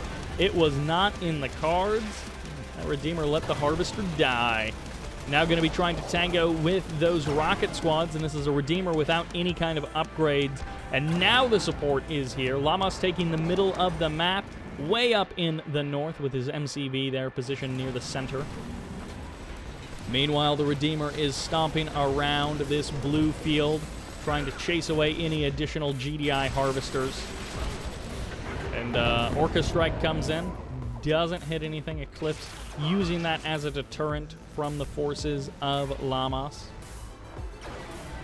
Lamas taking the middle of the map while distracting Eclipse here at the blue field is great. Eclipse even losing a harvester there. And the stealth field cleans up a big group of the infantry. Those rocket squads are just getting shredded by that stealth field. Finally, an engineer and a Black Hand member jump inside of this Redeemer. The MCV has escaped away. It's not going to feel the wrath of this Redeemer, but actually a couple of calling in the reinforcements there. A couple of rocket squads, a couple of riflemen going to unload right near that Redeemer, but the MCV in the north is going to have to find something to tango with. Actually, there isn't anything here from Lamas. I thought he would have a little bit more there, but no, it's all here in the middle of the map. The Redeemer burning down a power plant as he marches his way forward, and actually this could kind of hamstring Eclipse if he ends up just losing all of his infrastructure at his natural expansion and his main base. He's not going to have much left. Lamas needs to hold the middle of the map, needs to just up his defense as these bikes getting some damage against those pit bulls, but ultimately getting cleaned up. This Harvester almost getting stomped on by that Redeemer. It didn't quite work out for the Redeemer to get the stompy kill. And goodbye as that EMP Raider buggy locks down a Shatterer, and the Obelisk is the thing that actually gets the kill. There's the sell-off by Eclipse, and Eclipse taps out. The GG gets called, and Lamas takes game number 2. Bit of a weird one, back and forth between these two players.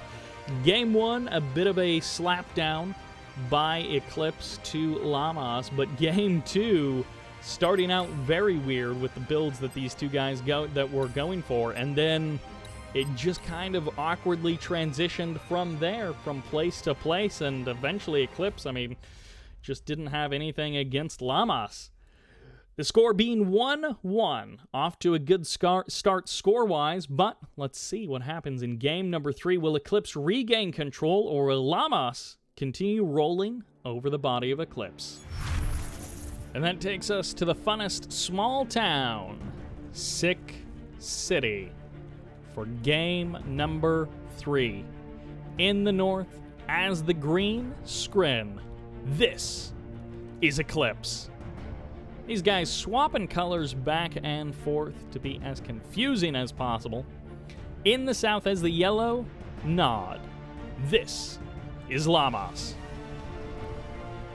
And it looks like no Shadow Team rush this time. Just going for that regular old engineer to grab the 2 tib spikes, and then refinery after that. I'm curious to see what Eclipse has planned. We go into Sick City, kind of a unusual map choice, not a strange map choice by any means. I mean, Sick City is played enough. It's not a really bizarre choice. The really bizarre choices are all the maps that you can't think of the name of because they don't get played hardly at all. There are a ton of maps in the pool for 1.02 plus, and you know, people gravitate towards maybe 10, half a dozen, something like that. Sick City is one of those maps. I like this move by Eclipse. I think it's going to get shut down, unfortunately, for him. But I love the attempt. Kill off both of the bridges, and then you've got the easy access to the blue Tiberium in both places. Either from your natural expansion once you get that up and running, or from this blue field, which is a little bit closer to your main. Militant squads around the map for Lamas, and he does indeed have 2 refineries, both players with scouting squads inside of their opponent's base. They're going to have a good idea of what the other guy is doing. And it's no Shredder turret to clean up that buzzer squad, so Lamas is fine with Eclipse getting an eye on exactly what he is doing. The delayed MCV transition to the natural expansion is kind of curious. We'll see what he drops. It's going to be an operations center, and then the pack up, so we can get those upgrades on the way. And he actually is getting Dozer Blade, so I guess it's going to be a big transition into Scorpions. We shall see if the first thing at the natural expansion for Lamas is going to be a second War Factory. He could go second War Factory and then just try and pump Scorpions all day. But we'll see. Eclipse, on the other hand, with the faster move to the middle of the map, but he himself also just dropped his nerve center, got that tier 2 up and running, and no refinery on that natural expansion just yet. And actually, the MCV move is kind of a fake out here. The Descent's killing the bridge and then turning their eyes to that tib spike. I love that move by Eclipse. Just that extra little bit of damage if you kill off that tib spike. In this case, it didn't quite work out, and it's going to be an MCV cell. It's going to be a double War Factory Scorp tank all in from Lamas, and if he sells the Op Center as well, then he is going super hard into this as just sell that off and commit all of that extra cash to Scorpion tanks. Now, of course, as we saw earlier, you can rebuild that MCV. It's a thing that some people try and do. It looks like Eclipse is either aware of this or his spider sense is tingling, as he is going to be going in for the portal, getting those descents, drops a photon cannon right on the front line as well. Some players like to stash it a little bit closer to the building, so it's not as far out in the open, but he's got a second one queued, ready to drop wherever it is most opportune, and it's actually going to be over here at the main base. Militant squad getting the damage out on this harvester, but that harvester isn't actually harvesting Tiberium, so it might actually be a little bit of a queue.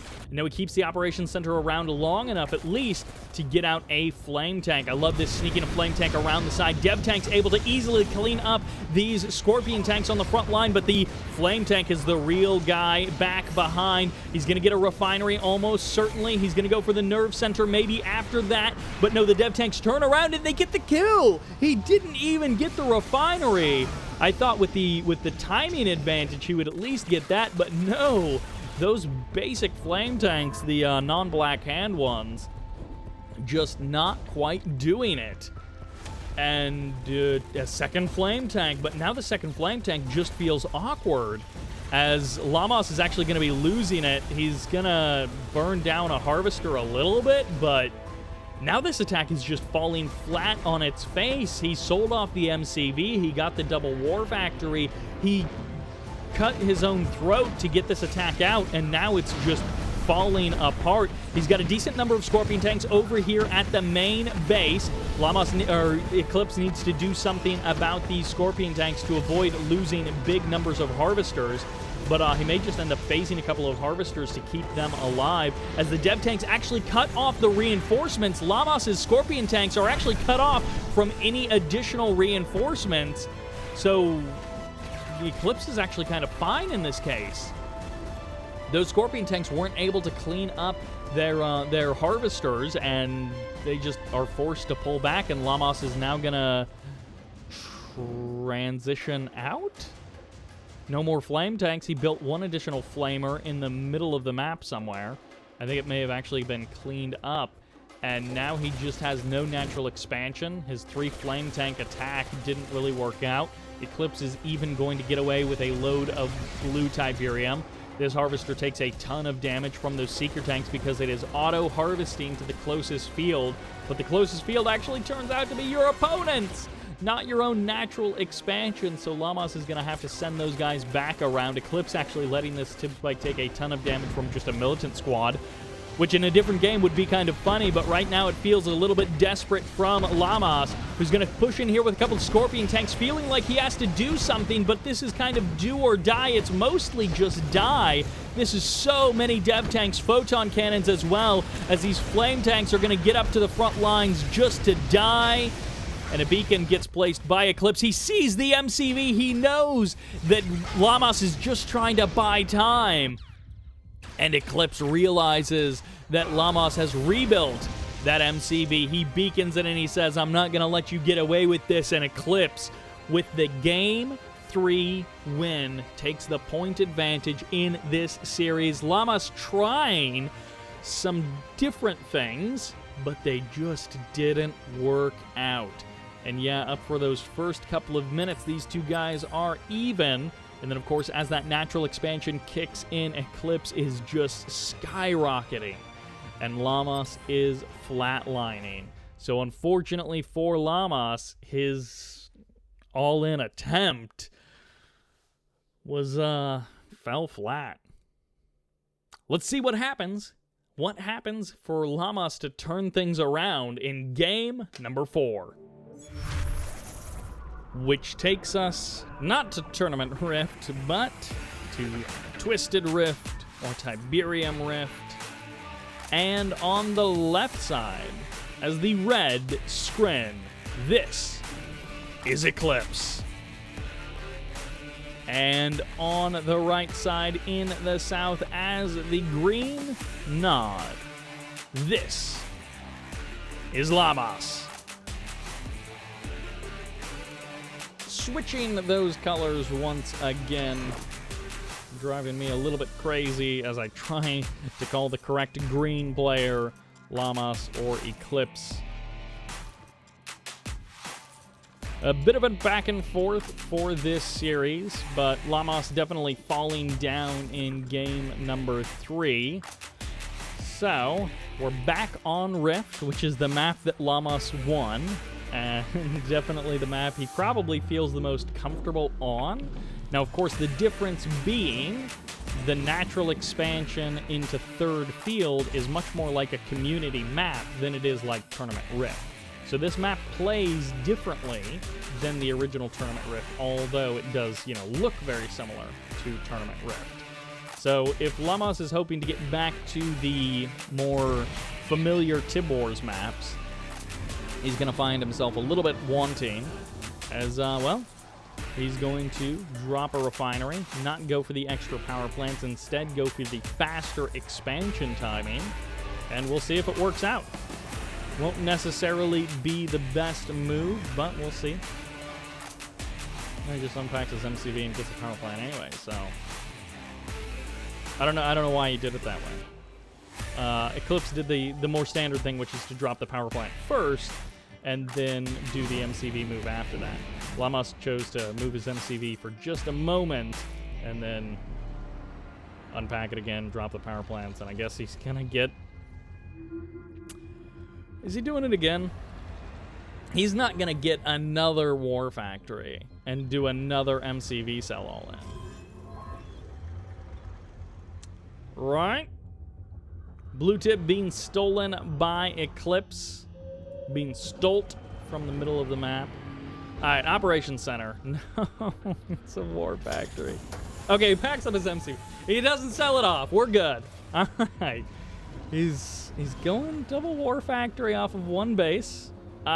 You can do this. This just absorbs a lot of your cash. It makes it difficult to transition into your natural expansion. Secret tanks show up. It looks like they get a read on the double War Factory situation. They also see no MCV, although they may assume it's been sold off, which could cause Eclipse to play a bit more defensively. There we go. The portal is here, but this is maybe a bit of a fake out. It is double pumping units, though, so it's not really a fake out. Eclipse just maybe doesn't realize that it wasn't an MCV cell. He may think that it's an MCV cell when it's not, but you're still going to be spending a lot of cash on units, and you're going to want to get some kind of value for those units before they get just overpowered by the stuff in the mid to late game. Bikes are coming in. They're going to trade some blows with a couple of secret tanks, and the descents are here dealing with the buggies in the south. Now these bikes starting to swing around to the harvesters. They get one, but that's a lot of units to trade out for one harvester and maybe like a seeker tank or two, but even one seeker tank just extremely low on health, but still rocking and rolling. And of course, the second refinery going down for Eclipse at his natural expansion as the first refinery goes down for Lamas at his. I love this by Lamas splitting a couple of bikes off to the north while the main group of bike buggy keeps Eclipse busy in the south. Unfortunately for Lamas, it's literally 3 bikes, which isn't really, you would like 5 in this situation to quickly kill off those harvesters. Instead, just the 3 bikes are going to find a little bit of a tough time doing real damage against harvesters with photon cannons coming down to defend them. It was a nice thought, but I think the attempt is just not going to quite work out. He might actually get this harvester here as this photon cannon gets some damage off on these bikes. And no, the juking around the... Okay, he does get it. He barely gets it. That bike could not have any less health and still be standing, as the buggy's actually going to be showing up here to clean up the descents. That's a great clear by Lamas, cleaning up all of those descents, leaving the seeker tanks to feel rather awkward by themselves against this many buggies. And Lamas, with a couple of awkward attacks, not getting a lot of damage done, following up with, sniping a harvester with those 4 bikes, and then getting the kill on all of those descents, and getting the kill on a number of seeker tanks as well, all with these buggies, which, of course, if he sends some of these buggies back to get healed up, they'll last a little bit longer, as, of course, he did take a lot of damage across many of those buggies to pull that little defense off. Couple of seeker tanks, couple of descents heading across the south side of the map to strike down some of the harvesters in the main base of Lamas. Lamas is already transitioning his harvesters away to his natural expansion as he pulls back on his eco at his main base. Seeker tanks may still be able to grab a couple of scorpion tanks or a couple of harvesters in the main base of Lamas, but in the main base of Eclipse, he's got a lot of trouble to worry about with all of these scorpion tanks showing up. Lamas deciding to sell off some of his buildings here, get a couple of militant squads to try and deal with those descents, and the fire is split across multiple targets for Lamas. Reinforcements coming in, and this is a lot of seeker tanks with that force field upgrade to start working away at these scorpion tanks, and this army just isn't doing a whole lot on the side of Eclipse. On the side of Lamas, the Eclipse's army actually isn't doing a whole lot either, forcing the sell-off of a couple of buildings, but now transitioning up to the natural expansion of Lamas to do more damage. They actually find a Harvester, a nice catch there, and four Skeeker tanks are actually going to be able to get a second Harvester as well, and may be able to trade out against a couple of Scorps on top of that. Nope, they're going to try and go for a third Harvester. I don't think they'll quite get it, but they will get some nice damage onto the Harvester nonetheless, getting very close to eliminating it. Getting incredibly close to eliminating it. They got so close to killing off that Harvester, they may have actually been worth it considering how low health that Harvester is. At the same time, Eclipse well enough defended against the army of Lamas that he actually didn't take that much damage back home from it. Unlike Eclipse, Lamas did not transition to the other base and go for some damage down here. Shard Launcher upgrade makes these Seeker tanks that much more powerful, and the force fields give them that much more health and survivability, as Eclipse is looking good here in game number 4.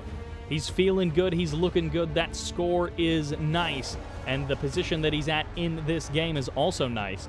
Anytime you're setting up your own third base, meanwhile your opponent is like halfway through harvesting their natural expansion, you're going to be feeling good about that. And of course, Lamas delayed his natural expansion by a good amount. He got out that double war factory, he did all of that kind of stuff, and not a lot has come of it.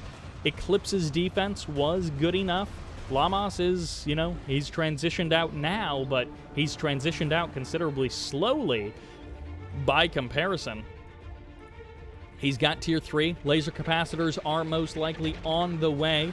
Of course, there are now mechapeds inside of his base, which is never fun to deal with.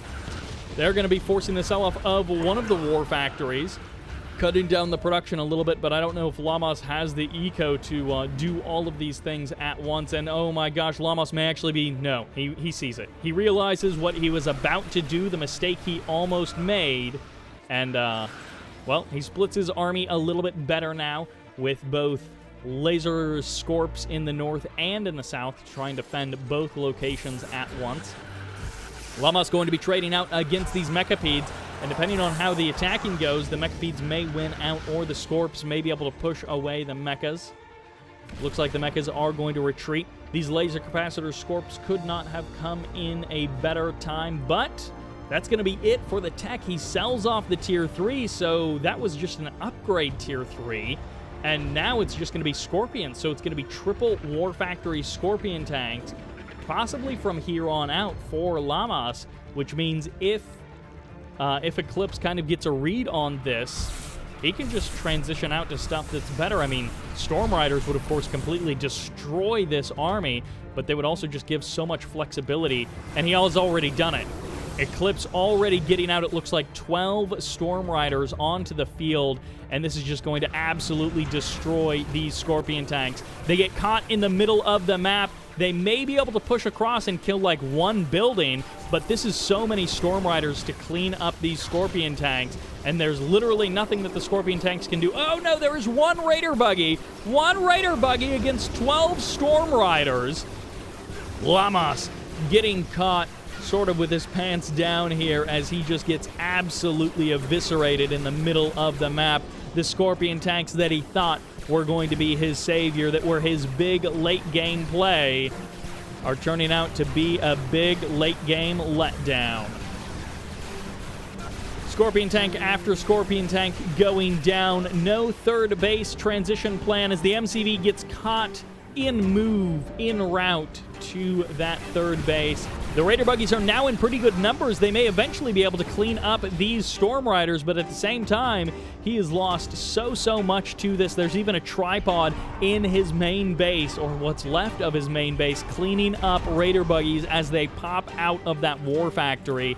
Scorpion tanks in the north going to try and deal with these.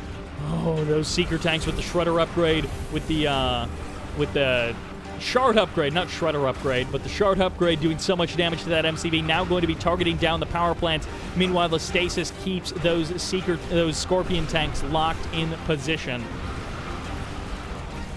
Goodbye, power plants. The tripods joining up with this army, and those Storm Riders, actually, they're being rebuilt. I was going to say the Storm Riders have done their job. Like, yeah, they got cleaned up, but they didn't even really get cleaned up because he rebuilt them, and he's going to send them back in to support this attack even further. The MCB does manage to get over to that third base location, but what does it matter when you've got no production facilities to spend that theoretical cash on, when you've got no army to stand up against the laser-guided forces of Eclipse? Shutting out the sun from Lamas' tournament run, Eclipse will advance to the semifinals. And we have our 4 players. If you didn't see the other quarterfinals, definitely check them out. Eclipse outclassing Lamas a little bit here in some of these games, but Lamas putting up a good fight for at least one of the games. A decent fight here, but some unfortunate decision-making. Just simply, Lamas got outplayed by Eclipse. That will do it for this game, for this series. Thank you all very much for watching, and the semifinals are coming up very soon, so stay tuned for that, and this is Sybert, signing out.